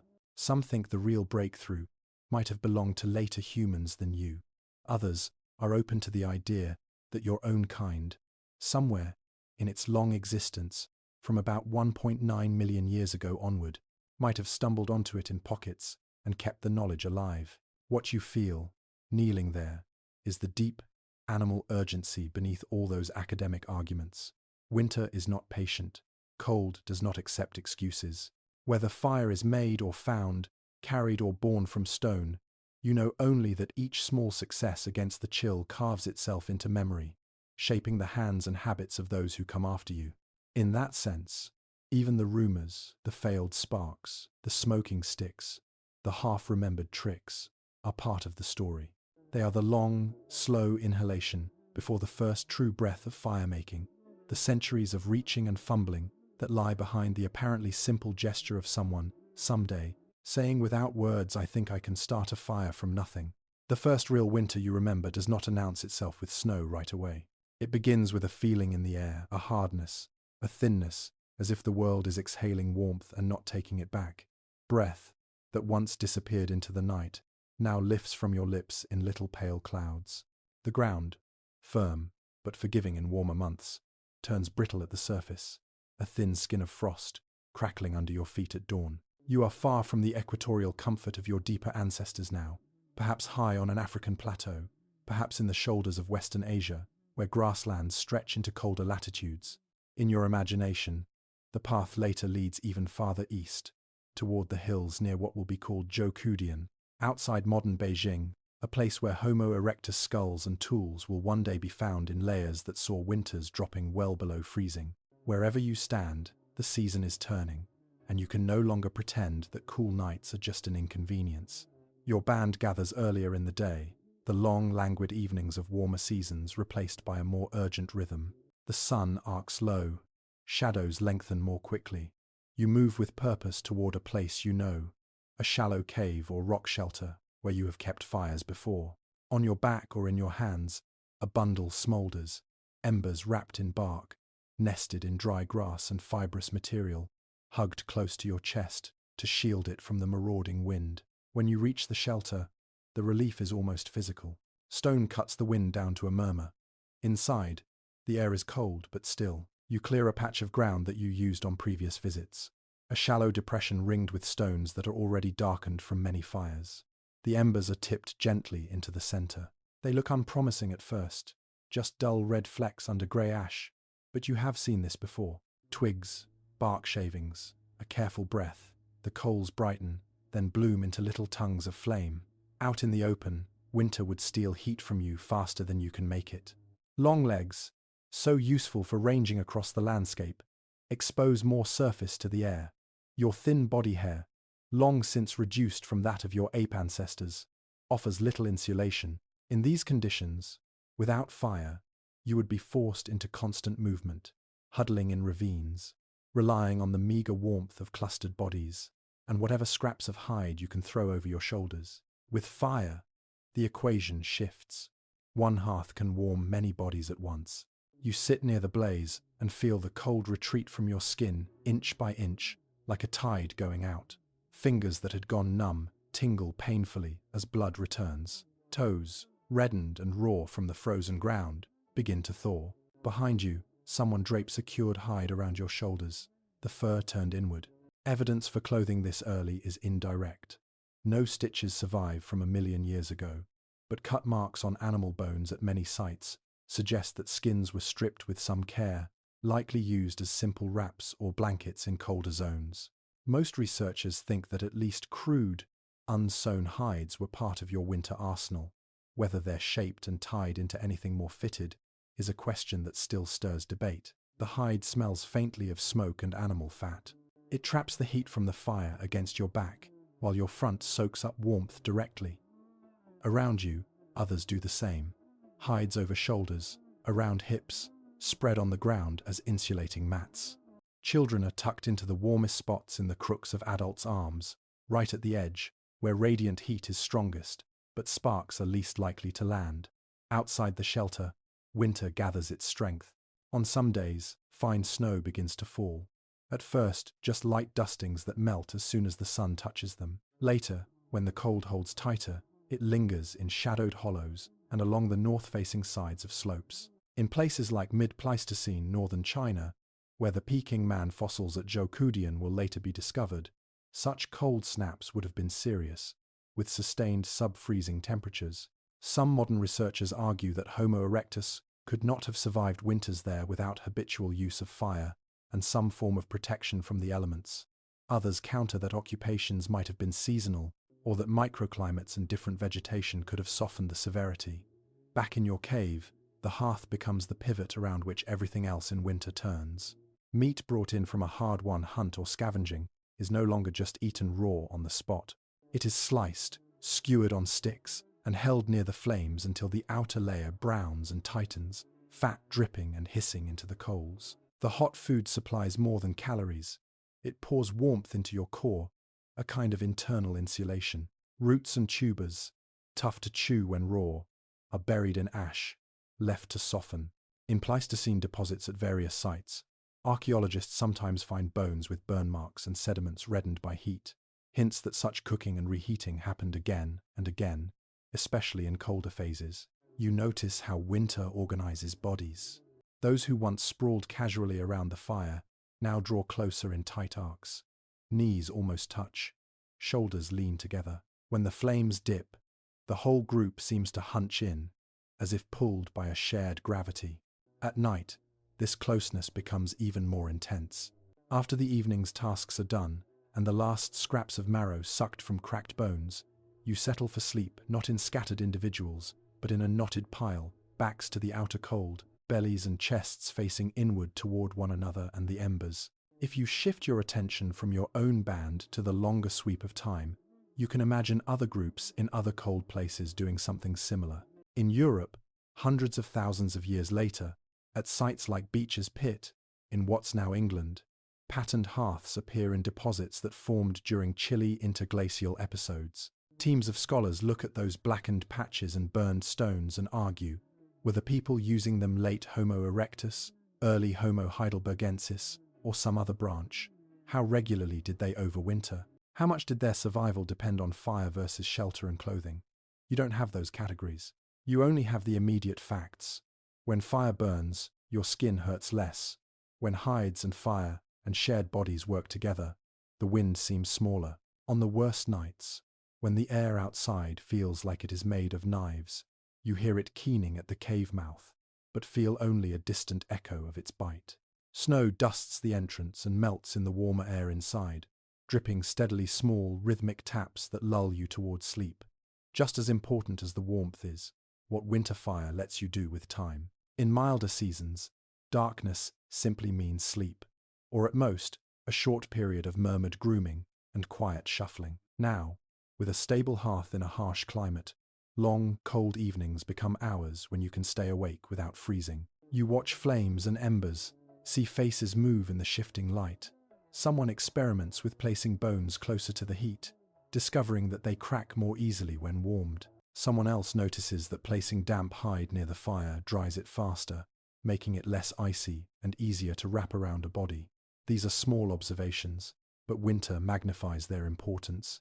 A hide dried instead of left stiff might mean a warmer child. Bones cracked more efficiently might mean a few more mouthfuls of marrow shared around the circle. Over many winters, such increments accumulate into a quiet technological repertoire. Preferred spots in shelters for storing wood, where it stays drier. Arrangements of stones that reflect heat.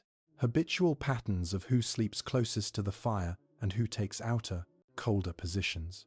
Some scholars think that such repeated winter innovations, especially in mid- and high-latitude populations, were a crucible for cognitive development, that dealing with cold, short days and resource stress pushed brains toward greater planning and cooperation. Others caution that we shouldn't romanticize hardship, pointing out that many hominin groups thrived for long periods in comparatively stable tropical environments too. Still, as you lie in your winter shelter, listening to the wind and feeling the combined warmth of fire, hide, and flesh, you can sense how the cold sharpens attention, making every small advantage precious. Morning comes late in winter. The light that leaks into the cave is weak and pale. Frost rims the entrance, the air that slips in when someone shifts. The hide curtain is knife cold. You look at the hearth first, as you always do. If even a few coals still glow under the ash, relief runs through you. A bit of tinder, a little breath, and the day can begin with flame, rather than with the sickening knowledge that you must face the cold without it. When, occasionally, the hearth is dead, perhaps after a night of unusually fierce wind, or a careless watch, you feel the difference like a physical ache.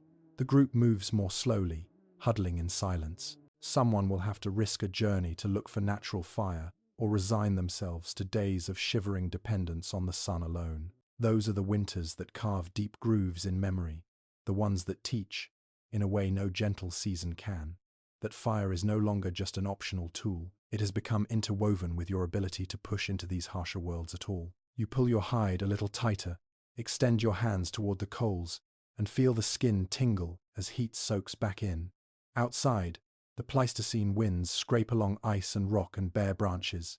Inside, the small universe of your band holds its ground, a patch of warmth, light, and breath persisting against the great, indifferent cold.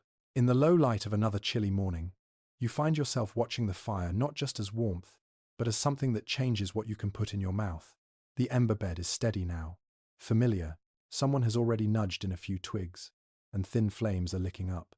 A soft, constant sound like a beast breathing.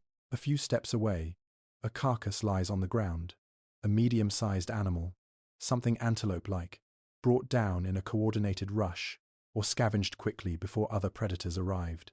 You remember when such a find meant tearing straight in, raw meat, cold fat, tough hide. Your teeth and jaw can manage it, but it demands effort.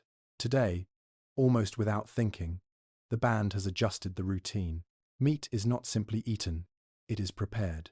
You watch as strips of flesh are sliced away with stone tools, the edges of hand axes glinting faintly in the firelight. The pieces are long, narrow, easy to drape. Someone holds a strip on the end of a sharpened stick, close enough to the flames that the surface begins to tighten and darken. Fat glistens, then drips, hissing when it hits the coals. The smell that rises is dense and rich, a smell that, once known, is hard to forget. When the meat is lowered and given a moment to cool, you taste it. The outer layer has a faint crust, smoky and slightly bitter around the edges, but inside it is softer than raw flesh, less stringy. Your teeth cut through with less resistance. Your jaw works, but it no longer has to grind and tear with the same brute force. You can eat faster, and you can eat more, before your chewing muscles tire. In a cold season, when every calorie matters, that efficiency makes a quiet, crucial difference. Nearby, a pile of roots and tubers waits its turn gnarled, knobbly shapes dug earlier in the day. In warmer times, you might have eaten them raw if you had to, chewing slowly, swallowing around the fibrous strands. Now, you push them into the ash at the margins of the fire, covering them completely. As they sit buried there, heat seeps in. When you later pull one out, knock the ash away, and crack it open, the inside is transformed, drier, fluffier, easier to mash with your teeth and tongue. The starches have begun to break down. Your gut has less work to do. Over long spans tens of thousands, hundreds of thousands of years, these small advantages may echo in bodies. Compared with earlier hominins, the Homo erectus skull you carry has a roomier brain case and a face that does not project quite so massively. The jaw is robust, still capable of serious chewing, but the molars are smaller than those of big-jawed ancestors who fed on tougher, rawer plant material. Inside, your digestive tract may be somewhat shorter and more efficient than that of an ape built to process vast amounts of fibrous vegetation. Some scientists, looking at these patterns, have argued that regular use of fire and cooking, especially of meat and starchy roots, helped free up energy for that larger brain by making food easier to chew and digest. According to this view, heat is like a second stomach outside the body, doing part of the work before your teeth and intestines ever get involved. Others urge more caution, noting that the timing is murky and that changes in body size, hunting and scavenging, and tool use alone might explain some of the shift toward bigger brains and smaller guts. You don't see any of that from above. You feel it from the inside. On days when the fire is strong and there is enough fuel and food, you notice that you tire less from chewing, that the heavy sleep after a cooked meal feels more like satisfied drowsiness than the drained exhaustion of gnawing at raw sinew for hours. Children, who sometimes struggle with tougher foods, manage better with softened roots and slightly cooked scraps of meat. Older adults, whose teeth are worn, can stay in the circle of eaters longer. Between bites, you work on bones. Fire changes them too. When held near the coals, long bones from limbs dry and warm, becoming slightly more brittle. A solid blow with a stone now is more likely to crack them open, exposing the marrow inside a dense, greasy reservoir of fat and nutrients. You learn to recognize which bones are worth the effort and which will shatter into mostly useless fragments. Over time, your band's butchery becomes more systematic, certain bones near the hearth, others discarded sooner. At some sites, far in your future places in Africa, the Levant, and Eurasia, archaeologists will find bones that show both cut marks from stone tools and patterns of burning, suggesting that meat and marrow were processed in or near hearths repeatedly. They'll argue about what exactly was cooked, how often, and by whom. Some will see in those charred surfaces the signature of early recipes. Others will simply see opportunistic warming of whatever happened to be near the flames. In your daily life, the distinction between cooking and warming isn't sharp. You experiment because the fire is there, because you have time in the long evenings, because someone noticed that a root left in the ash tasted better, or that meat dropped accidentally into coals was strangely delicious. Habit grows from these accidents. Without anyone giving instructions, the younger members of the band start to copy the older ones. Hold meat this far from the flames, turn it when the surface tightens, pull tubers out when their skins blister, but before they blacken entirely. Your growing brain feasts on more than just calories. It feasts on patterns. The more you refine how you use the fire, the more you can rely on a stable energy supply, even when the world outside is unstable, when a cold snap drives game away, or when a season of poor rainfall limits what plants you can harvest. Cooked food spoils differently. Some things last a little longer when dried by the fire. Stretches of meat hung on branches near the heat to become tougher, but more resistant to rot. In difficult winters, those strips may be the thin line between hunger and survival. There are trade-offs, of course. Fire can char and ruin food if mismanaged. A tuber left too long becomes inedible ash. A piece of meat that falls directly into the coals might burn beyond salvage. Smoke can irritate your eyes and lungs, especially in caves where ventilation is poor. Now and then, someone is burned a hand thrust too close, a falling ember landing on bare skin. But for the most part, the balance tips toward benefit. The risks of raw meat parasites, pathogens, harder chewing are blunted, even if you cannot name them. Some researchers caution that we should not imagine Homo erectus as a constant chef, always cooking everything. In many places and times, your kind undoubtedly still ate raw foods when fire was absent or fuel scarce. There may have been long periods where fire was a winter ally rather than a year-round necessity. Yet even intermittent cooking leaves marks on bones, on teeth, on behavior. Over hundreds of thousands of years, those marks can carve deep channels in anatomy and daily life. After the meal, when the biggest hunger is satisfied, you sit back and feel the heavy, pleasant weight of food in your belly. Your jaw aches a little, but not as much as it once did after a raw feast. You rest one hand on your midsection and feel the warmth there, echoing the heat of the fire. Around you, others do the same, stretching, rearranging, licking grease from fingers. The atmosphere is oddly calm for such a harsh season. Fire and cooked food together have taken the edge off winter's bite, just enough to let something else, curiosity, observation, a wandering mind have some room. Children play at the margins of the hearth, imitating what they've seen, roasting bits of bark, stacking small piles of twigs. They have grown up in a world where the taste of cooked meat is normal, where warmth and softened roots are part of their earliest memories. For you, there is still a contrast with nights of pure darkness and raw food. For them, fire and cooking are simply the way things are. Their bodies will form around that expectation, just as yours formed around a world with more walking and rawer meals. Scholars, centuries and continents away from this moment, will continue to argue about the details, exactly when habitual cooking began, whether Homo erectus or later humans were the first true masters of flame, how directly cooked diets fueled brain expansion. Sitting here, lips still slick with fat, ash on your fingers, belly warm, you don't have answers to those questions. What you know is simpler and more immediate. When food meets fire, it enters you differently. You feel fuller, warmer, more awake, even as drowsiness creeps in after a hard day. The wind scratches at the world outside the shelter, but inside, you are wrapped in a small, stable climate of your own making. Heat from the hearth, warmth from your food, warmth from the bodies around you. As you curl up to sleep, the coals glow and dim, like a second heartbeat for the band. Somewhere deep inside, bone and nerve and gut, your body is taking note, adjusting slowly for a future in which flame and flesh will be inseparable companions. The fire burns lower now, not in wild tongues, but in a settled glow, and you begin to notice how clearly it divides the world. Inside the circle of light, things are warm and visible. Hands, faces, hides, tools. Outside it, everything blurs into shifting dark. That outer band is where your old enemies wait. You sit a little closer to the flames and listen. There it is, a low, coughing roar somewhere beyond the cave mouth. The sound of a big cat announcing itself or speaking to its own kind. A different note follows hyenas, their whooping calls drawn out and eerie, each one bending in the night air. Sometimes, on some landscapes, there would be saber-toothed cats, two powerful predators, like Meganterion or Dinophelis, in earlier Pleistocene Africa and Eurasia, sharing the same prey fields as you. You are not alone in this darkness.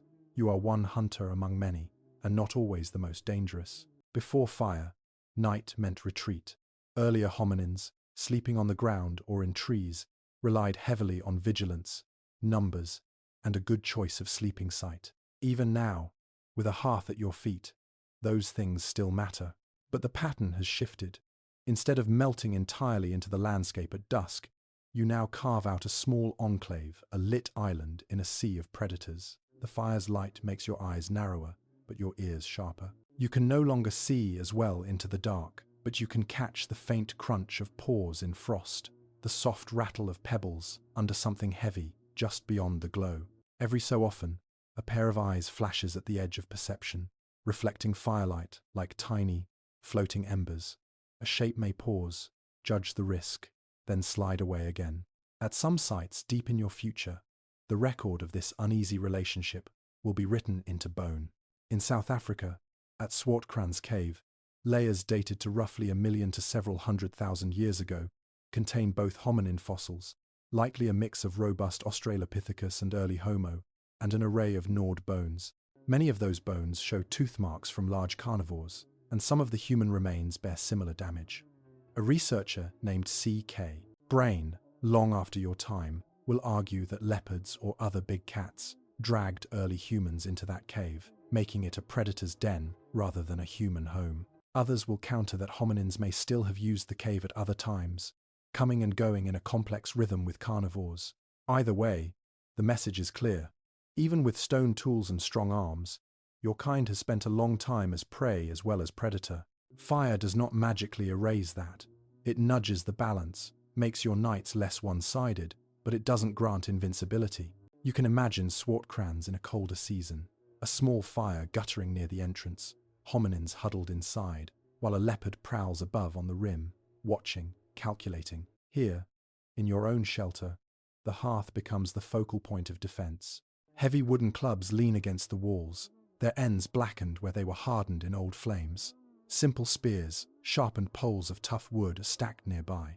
Later in the Middle Pleistocene, close relatives of yours at a place called Schöningen, in what is now Germany, will leave behind beautifully preserved wooden spears, around 300–400,000 years old, evidence of deliberate shaping and balance. Those people are probably not classic Homo erectus, but they descend from the same broad tradition of long-legged, fire-using hunters. It's reasonable to imagine that simpler versions of such weapons exist in your camp even now, straight branches peeled and sharpened, perhaps lightly charred and scraped to harden the tips. The fire lets you see one another's movements, coordinate without blundering. If a predator comes very close, emboldened, perhaps by hunger or by experience with your kind, someone can snatch up a spear and brandish it toward the glow of advancing eyes. Flames make that gesture bigger than it is. The spear's shadow extends on the wall. The wavering light exaggerates your size. A group standing together at the bright edge, shouting, waving burning branches, represents a risk that many predators will decide to avoid. You learn, too, that fire has a scent and a sound that carry outward. Smoke clings to your hair, your hides, your tools. The ground around the hearth smells of charcoal and cooked fat. Over time, predators learn to associate that smell with a new kind of competitor bipeds who cut and crack and sometimes fight back. At some archaeological sites, such as Olduvai Gorge in Tanzania, layers preserve both stone tools and carnivore tooth marks on bones. Sometimes, cut marks from your sharp flakes overlay tooth marks from lions or hyenas. Sometimes it's the other way around. Scholars argue over the sequence. Did hominins scare predators off kills, or did predators steal carcasses from your camps? The answer, most likely, is both, depending on the day and the situation. At night, in winter, that competition is especially sharp. Meat is scarce. Everyone is hungry. Your fire helps you hold on to what you have. A carcass dragged near the hearth can be defended longer than one, stripped in the open in the dark. Smoke confuses the noses of would-be thieves. Light helps you see a hyena's approach before its jaws are inches from your fingers. There are quieter benefits too. The ring of light at your feet becomes the boundary of your social world after sunset. Within it, You know who is present, who is sleeping, who is awake and watching. When someone shifts at the edge of the group, the movement registers in a flicker of shadow, and your brain, tuned to this glow, can distinguish between friend and stranger. Beyond the circle, everything is undifferentiated threat. Fire, in this way, sharpens the line between us and out there more clearly than darkness alone ever could. At sites like Zhoukoudian near Beijing, where the famous Peking man remains were found, layers hold burned bones and what earlier generations of researchers interpreted as hearths. Alongside these, however, are bones of large carnivores, and evidence that hyenas used some of the same caves at other times. For decades, scientists debated whether the humans who lived there were primarily hunters warming themselves by fire, or scavengers and prey sharing the space intermittently with big predators. More recent work has suggested a complex picture. Repeated human use of fire in the caves, yes, but also significant carnivore activity, the two intertwined rather than neatly separated. That ambiguity, hunter and hunted, cavekeeper and cave guest, captures your reality. Tonight, your fire feels strong. The predators keep their distance. Another night, if the flames are low and the wind wrong, the balance might tilt the other way. You are not the unchallenged masters of your world. Not yet. You are clever apes wielding light against a very old darkness, and sometimes the darkness still wins. Around the hearth, your behavior reflects that knowledge. The outermost sleepers rarely sleep deeply. Those who lie nearest the entrance wake more often, eyes flicking to the cave mouth, ears straining for the subtle sounds of padded feet. If a noise is suspicious enough, someone will prod the coals, adding fuel to raise a brighter flame, a signal as much to the band as to any watching predator that vigilance is renewed. Some paleoanthropologists have suggested that this kind of shared night watch and group defense could have shaped aspects of your social life. How trust is built, how responsibilities are shared, how information about threats is communicated. Others caution that it is hard to reconstruct such intangible behaviors from bones and stones alone. Sitting here, feeling your own drowsiness held in check by the need to keep one ear open, it's easy to see how a species that survives long nights full of danger might increasingly value those who are good at reading the dark, at tending the fire, at rallying others when trouble prowls at the edge of the light. Outside, the Pleistocene predator guild goes about its business. Lions bringing down a struggling herbivore on the plain, hyenas cracking bones for marrow, leopards stalking quietly along rocky ridges. Inside, you and your band sit in your small, conjured dawn, one that comes not from the sky, but from the careful nursing of coals and the feeding of sticks. The circle of light feels fragile, but it holds. You warm your hands, adjust the hide over your shoulders, and glance once more at the cave mouth. 2 pinpoints of reflected firelight hover there for a breath, then turn away. The night is still full of teeth and claws, but their confidence is not what it once was. Step by step, spark by spark, you are changing the terms on which predators and early humans meet, drawing a boundary of flame that will, in countless variations, surround camps, villages, and cities for the rest of your species' story. As the predator's calls fade into the distance and the fire settles into its softer phase, something else begins to happen around the embers, something quieter than hunting and more delicate than fuel gathering, but just as important. You sit with your knees drawn up, hands wrapped around your shins, the orange light washing over your face. For the first time all day, you are not walking, not cutting, not watching for danger with quite the same intensity. The cold is held at bay by the heat on your skin and the hide on your shoulders. Your stomach is full enough that its complaints have subsided to a low, contented hum. In that space, your attention is free to roam. Across from you, someone lifts their hand and traces a shape in the air, a gesture that imitates the curve of a riverbank, the slope of a familiar hill, the horn of an animal you chased earlier. Another person responds, adding their own movement, perhaps miming the way a herd wheeled and ran, or how a rock slipped underfoot on a steep path. These are not full-fledged stories yet, not in the way you might recognize later, but they are more than random flailing.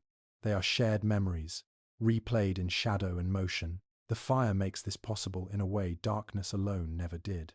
In the open night, without flame, you might murmur and grunt, but you cannot see the subtle changes in expression, the tilt of a head, the outline of a moving hand.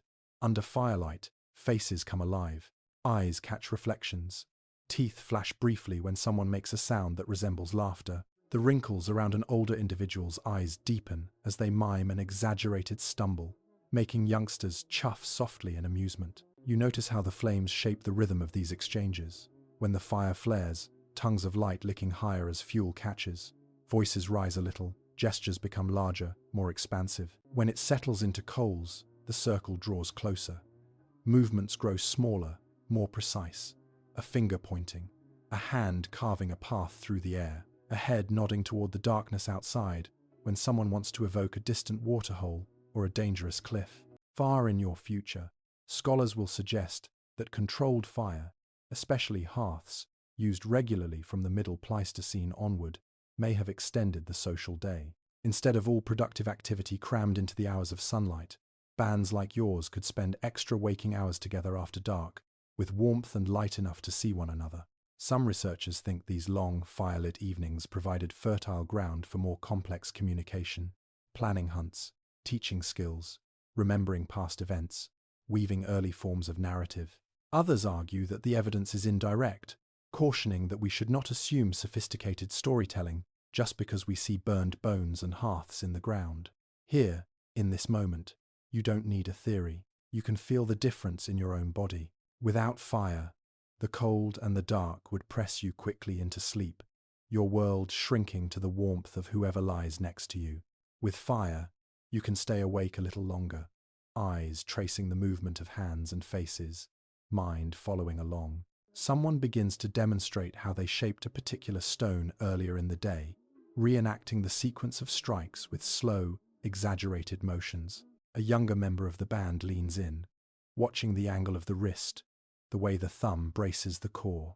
There are no words like percussion or platform, but there is a sequence of coordinated actions, repeated and refined. In some later sites, like the hearth-centered spaces at Gesher Benot Yaakov in the Jordan Valley, roughly 780,000 years old, archaeologists will find consistent associations between burned areas and specific kinds of tools and plant remains, suggesting that different tasks often took place in the same lit, warm zones. To some, that hints at the hearth, acting as a workshop as much as a kitchen. You can sense that here. The best napper, the one whose hand axes tend to come out symmetrical and sharp-edged, is watched carefully as they turn a stone over in the glow. Tiny flakes fall into the ash, singing briefly as they cool. The gestures are slower, more deliberate than during the heat of the day's work, almost as if the maker is performing for an audience. The youngster mimics the movements with an abandoned core, imprinting the pattern into muscle and memory. Beyond tool-making, the fire becomes a backdrop for recalling places. You see someone extend their arm and point in a particular direction, then mimic the sway of tall grass with their fingers. Another adds the bobbing motion of a herd's heads, and a third squats, arms out to suggest the low, rocky outcrop where you once found shelter from a cold wind. In the flickering light, these pantomimes sketch out a mental map, shared among the group, a way of talking about the world without walking it.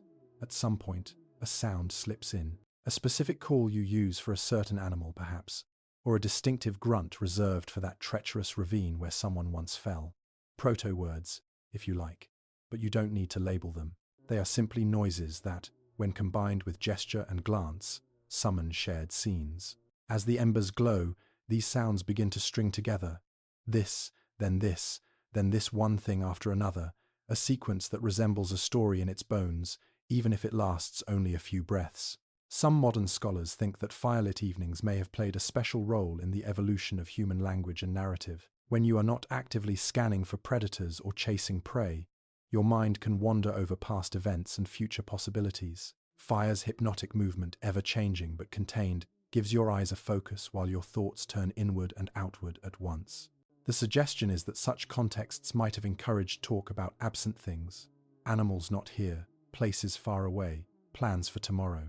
Others point out that we cannot pinpoint when fully symbolic language emerged, and that projecting complex storytelling onto Homo erectus might stretch the evidence too far. You live, as always, in the middle ground between those viewpoints. Your communication is richer than mere warning calls and immediate signals, but simpler than later myths of gods and heroes. You share impressions, the way a certain ice-edged wind feels on the face, the thrill of seeing smoke on the horizon, the particular scramble that saved a child from a sudden rockfall. These moments are replayed in sound and gesture around the fire, reinforcing what matters, where danger lurks, where food can be found, who is reliable in a crisis. Memory, in this setting, becomes a social thing. When you recall a past event alone, in daylight, it is thin and private. When you evoke it around the hearth, others respond, correcting, elaborating, agreeing. A hunt becomes not just something that happened, but something the group owns together as a narrative. We did this, she fell, he hit, the animal turned here. Even if the words are more like grunts and clicks and rising tones than sentences, the structure of shared past and communal future is already there. Somewhere beyond the immediate reach of your firelight, deep inside a cave like Wonderwork or Quesem, soot is slowly building on the ceiling as generations pass. Microscopic ash particles drift down into accumulating sediments. Thousands of years later, people with lamps on their foreheads and notebooks in their hands will sift through those layers, counting burned seeds and bones, mapping where hearths lay, trying to infer what kinds of evenings you had. They will find evidence of repeated burning, of central hearths surrounded by napping debris, of food remains that suggest varied diets. From that, they will infer patterns, teaching, sharing, perhaps the beginnings of the distinction between a place for sleeping and a place for working and gathering. One interpretive thread they will follow is this: that firelight made minds more social, not just by keeping bodies together, but by giving them a shared focus when the outside world was hidden. Around a hearth, your attention is drawn to the same thing as that of your companions. You look at the flames, then at each other, then back again. Some think this synchronized gaze and shared warmth help to knit brains together, reinforcing capacities for joint attention and, eventually, more complex language. Others note that even without fire, primates manage rich social lives, grooming and playing in daylight, and warn against treating fire as a magical switch that suddenly made you fully human. You, sitting here with ash on your fingers and smoke in your hair, feel only that this time feels different from the day. In the fire's glow, you are not chasing anything, not being chased. Your mind has room to circle back, to linger on moments that might otherwise slip away. You drum your fingers on your knee, unconsciously keeping time with the crackle of the wood. A small child leans against you, half asleep, their ears still catching the rise and fall of murmured sounds, proto-stories about hunts and storms, about places haunted by danger or blessed with food. Outside, the stars are shining, though you barely see them from the cave mouth. Inside, another constellation is forming, not of light, but of connections between memories, gestures, and the growing possibility of words. Historians of deep time will never fully reconstruct what is passing between you and your companions in these hours, but they will agree on this much. By the Middle Pleistocene, in sites scattered from Africa to the Levant to East Asia, hearths have become regular, central features of human camps. Around those hearths, something more than warmth is taking shape, a culture of shared attention, remembered places, and rehearsed pasts. You yawn, the movement contagious. One by one, gestures slow, and voices fade, replaced by the soft sounds of bodies settling into sleep. The embers go on glowing, dim but steady, like a banked thought that will be stirred again tomorrow night. When the cold comes back, the predators stir, and the minds around the fire are once again drawn together to keep both the flame and the stories alive. The embers are low again when the idea of father begins to take hold. You sit with your band in the half-dark of a familiar shelter, fire breathing softly at your feet, and you realize that the stories you gesture through the smoke no longer describe only the nearby hills and rivers. Fingers start to point toward more distant ridges, places where the air is thinner and the wind has a different taste. The herds you follow do not know borders, and, step by step, neither do you. In earlier years, you traced broad loops across African plains and uplands, following rains and grass. Now, over many generations, some bands drift along new corridors, up the Nile's green thread, across the Levant, where river valleys and lakes stitch together Africa and Eurasia, along coasts and through gaps in mountain chains. You are not exploring in the heroic, conscious sense. You are merely staying with the animals and water that sustain you. But those paths lengthen, bending gradually into colder worlds. Along one such route, beyond the warm heart of Africa, the winters deepen. In the Levant and further north, cold glides down from highlands and continental interiors, turning nights sharper, shortening the growing season. Somewhere along the banks of a great lake that will one day be called Gesher Benot Yaakov, hominins related to you, perhaps late Homo erectus or close cousins, cluster around hearths that leave behind burned flint, charred wood, and even traces of cooked fish deep in the sediment, evidence that, some 780,000 years ago, creatures with your kind of hands were already using fire to transform what they ate. PubMed +1. You can imagine a shoreline like that in winter, water rimmed with thin ice in the morning, reeds rattling dry in the wind, the air smelling of wet stone and faint smoke. A fire crackles among the stones, its heat reflecting off damp rock, and above it, fish and meat sizzle, sending up coils of steam into the cold. Inside bellies, warm food and fat help bodies endure nights that would have been brutal without flame. From corridors like this, some bands push farther, into regions where truly harsh winters test what you and your fire can do together. East, in the lands that will one day be called northern China, a limestone hill rises above a valley. In its side, caves open like dark mouths. In one of those cavities, at a place now known as Zhoukudian, hominins with long, low skulls and sturdy frames, your kin, known to later science as pecking man, Homo erectus pekinensis, leave their bones, tools, and the marks of fire behind. Wikipedia +1. You stand in that cave in your mind now. Outside, the winter air can plunge well below freezing, heavy with lowest dust and the bite of continental cold. Inside, the stone holds a faint, buffered chill, not warm, but shielded. Around you, the floor is uneven with centuries of use. Compacted earth, scattered bones, stones napped into cutting edges. In certain spots, the ground is darker, richer, laced with ash and charcoal, and burned bones. What modern excavations will interpret as layers of fire use, ash beds, and ash piles built up over time. ISPRS Archives +1.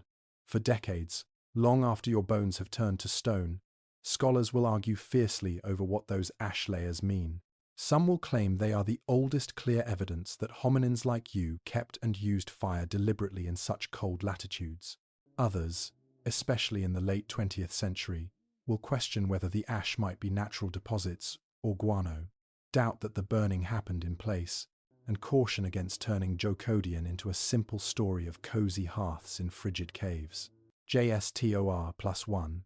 Then, newer studies, using geochemical tools to examine silicious aggregates and elemental carbon in those dark layers, will once again strengthen the case that real ash from real fires sat on that floor, layered among bones, stone artifacts, and the teeth of Peking man. The University of Chicago, Journals +2, ResearchGate +2. You do not know any of this future debate. You know only the feeling of cold at your back and heat on your shins, of breath smoking in the cave entrance, and fingers thawing slowly as you hold them out toward a hearth. Perhaps 5, 6, 7 small fires dotted the floor over the centuries, their positions shifting as bands rearrange themselves. At any given time, in the heart of winter, even one is a victory. In such a place, fire is not a luxury. Without it, the difference between day and night would be life and death. By day, you might keep warm through movement, chasing and butchering game, breaking ice at streams, hauling wood. At night, without a hearth, the cave would be just a cold hole in the hillside, a trap for freezing air. With a hearth, those stone walls become thermal allies. Heat from the flames soaks into them and leaks back slowly, lengthening the comfort of each blaze. The repertoire you built nearer the equator ember bundles, dung fuel, ash banking, hides over shoulders, now receives new, urgent tests. Here, wood choices matter more. In northern China's Pleistocene landscapes, your band learns which shrubs and trees give good, long-burning coals, which crackle and spit, which smoke too heavily for a closed space. You stockpile fuel in dry niches, an instinct refined perhaps by bitter lessons when early snows came faster than you expected. Hides, too, grow more important. Cut marks on animal bones at various Eurasian sites suggest careful skinning, And while direct clothing does not preserve from this time, many researchers think simple wraparound furs and hides were almost inevitable in climates where frost can flay bare skin.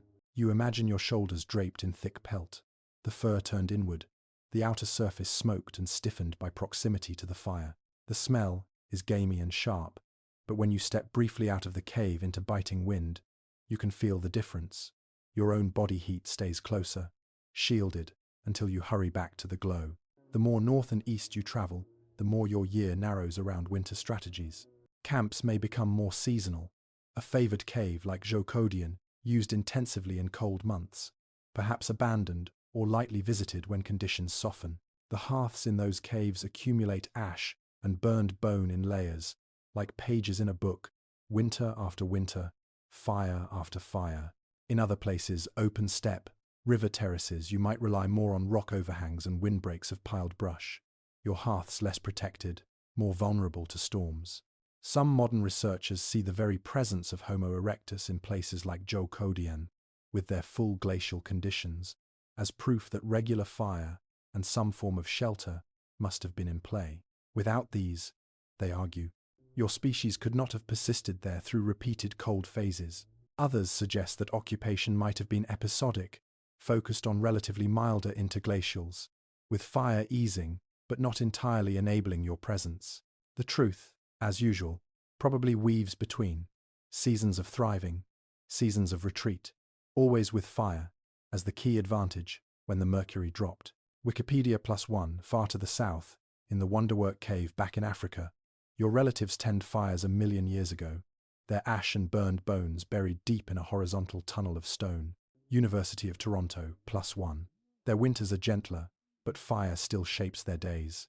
Here in Eurasia, at Jokodian and countless unnamed shelters lost to erosion, the stakes are higher. Fire and shelter together draw a thin line through winter, separating bands that survive from those that vanish in the records, leaving only scattered tools and a few weathered bones. You can feel that tension in your nightly routine. Before sleep, someone always checks the fuel pile, nudging logs closer, banking coals under ash. Another arranges hides to block drafts at the entrance, perhaps weighting edges with stones. The outer ring of sleepers receives instructions in gesture. If the fire goes low, wake so-and-so, nudge the wood, don't let these coals die. Such tasks may seem small, but in a cave where thick ice creeps down the walls in the depth of winter, they are as vital as the day's hunt. As your kind spreads into these colder worlds, fire becomes more than a tool. It becomes part of the definition of habitable space. A cave without a hearth is storage, a temporary hideout, a place to dash into during a storm. A cave with a hearth is a home, even if only for a season, a node in a network of remembered refuges, strung across continents, that bands return to when the winds sharpen and the grass turns brittle. You're living at a time when those networks are still forming, when the corridors out of Africa and around Eurasia are being traced by bare feet and cautious firelight. Later humans, Neanderthals, Denisovans, Homo sapiens, will inherit many of these same routes and shelters, layering their own ashes over yours, their own stories over your gestures. Some scholars see continuity in that, a long lineage of fire-bearers pushing the limits of where hominins can live. Others emphasize the breaks, the extinctions, replacements, and branching off events that mean no single species can claim an unbroken march from the African plains to the icy edges of the world. You do not know how your branch of the family tree will end. You know only that, in this winter, in this cave, in this band, fire and shelter together have allowed you to stand in a latitude your ancestors would never have survived. Outside, frost grips the rocks. Inside, your small circle of heat holds. The path beyond Africa has not just been walked, it has been warmed, ember by ember, all the way into the cold. You are still sitting there, in that cave, or under that shallow overhang, fire at your feet, winter pressing outside like a cold hand against the door. The air smells of smoke and hide and stone. Embers pulse quietly, orange breathing in a bed of grey ash. You can feel the roughness of the ground under your hips, the slight ache in your knees from a day of walking, the heavy comfort of a full belly after cooked meat and roasted roots. And then, very gently, that world begins to thin, like mist. The glow of the hearth in front of you blends, little by little, with a different kind of light. The softer, steadier glow of a lamp in your own room, the muted rectangle of a phone screen dimmed for the night, the orange flicker of a candle on a windowsill or a bedside table. The stone wall of the cave becomes the painted wall of an apartment, or the faint outline of a bedroom door in the dark. You realize that, in a way, you have never actually left that circle of warmth. You've just changed its shape. Look around you now, in your own present. Maybe there is a tiny LED on a charger, blinking in the corner. Maybe there is a street lamp outside that leaks a strip of light through your curtains. Maybe there is, if you're lucky, a little candle or incense burning, or even a crackling fireplace in some living room. The forms are different, but the feeling, light and warmth pressed back against a vast, indifferent night is not so far from what Homo erectus felt on those Pleistocene evenings between about 1.9 million and 400,000 years ago. When you sit by a modern campfire, sparks spiraling up into a starry sky, you are very close to them. You poke the coals with a stick, exactly as they did at places like Wonderwork Cave in South Africa, where microscopic ash and charred bone, a million years old, speak of fires deliberately tended far inside the earth. You shuffle your chair closer to the heat, just as someone huddled nearer a rock shelter hearth on a windy plateau. You watch the flames dance and feel your thoughts slow, wandering over memories and half-formed stories. In the same way, minds wandered in front of Peking Man's fires at Jokudian as the northern winter pressed at the cave mouth. When you cook, even in the clean geometry of a kitchen, you echo those first experiments over embers. A pot on a stove, a pan in an oven, a steaming bowl of soup. All of them are descendants of roasted marrow bones and tubers buried in ash. A grilled piece of meat carries, in its char and smell, a faint echo of that antelope you saw half-burned after a lightning fire, the one whose cooked flesh opened a new possibility in a hungry mind. Your own body carries traces of this long partnership. Your jaw is not the crushing engine of a raw plant specialist.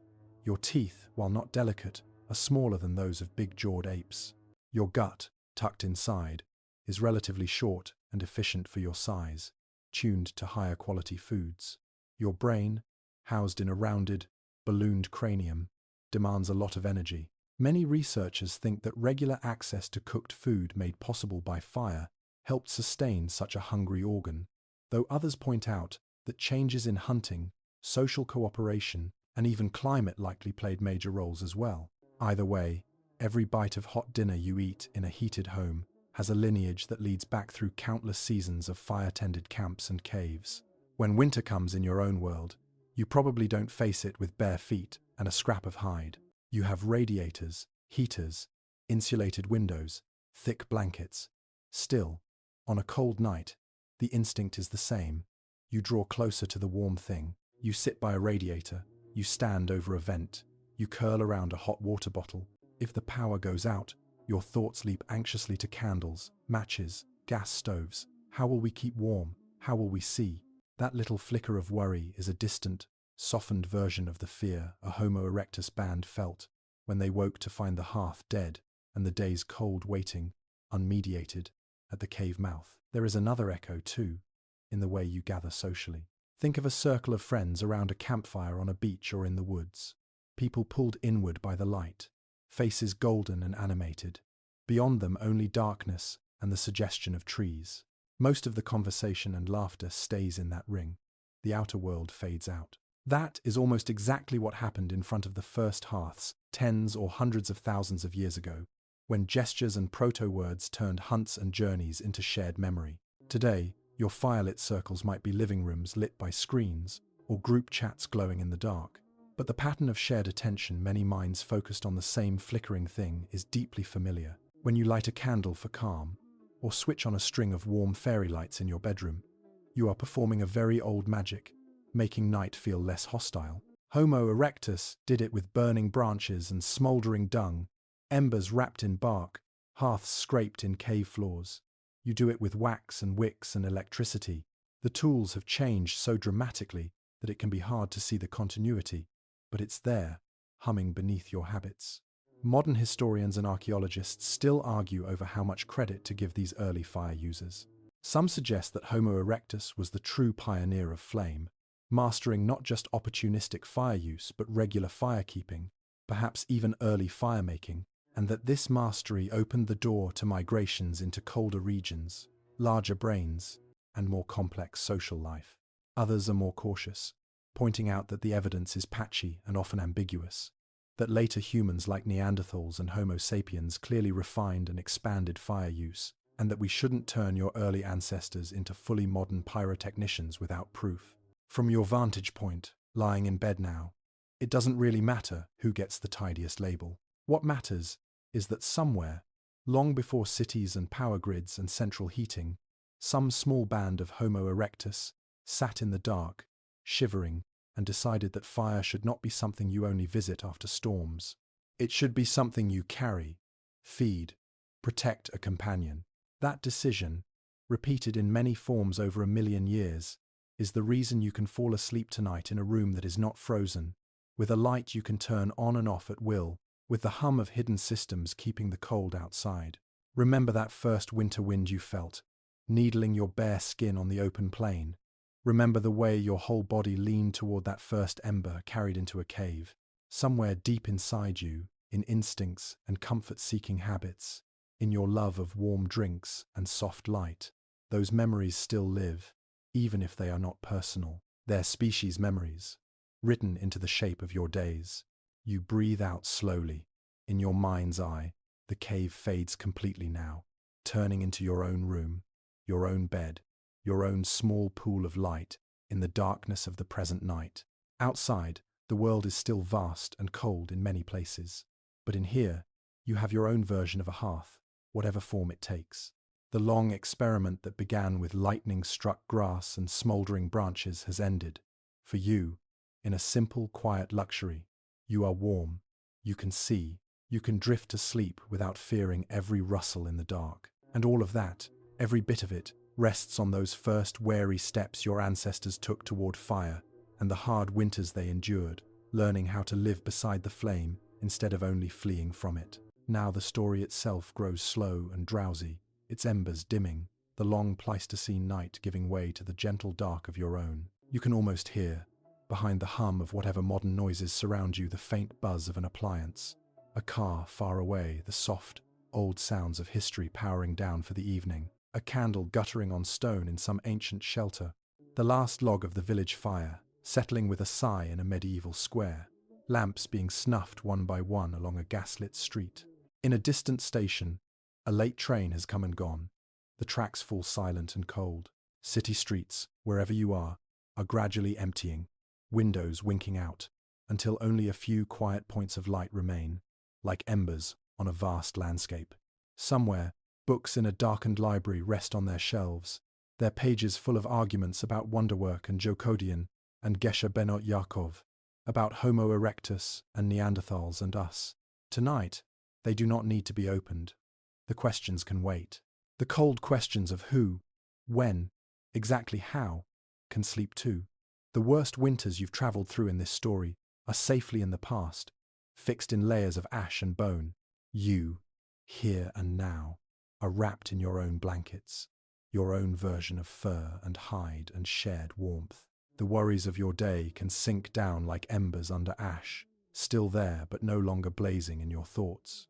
The winds outside your window, if there are any, are kept out by walls and glass and the quiet miracle of insulation.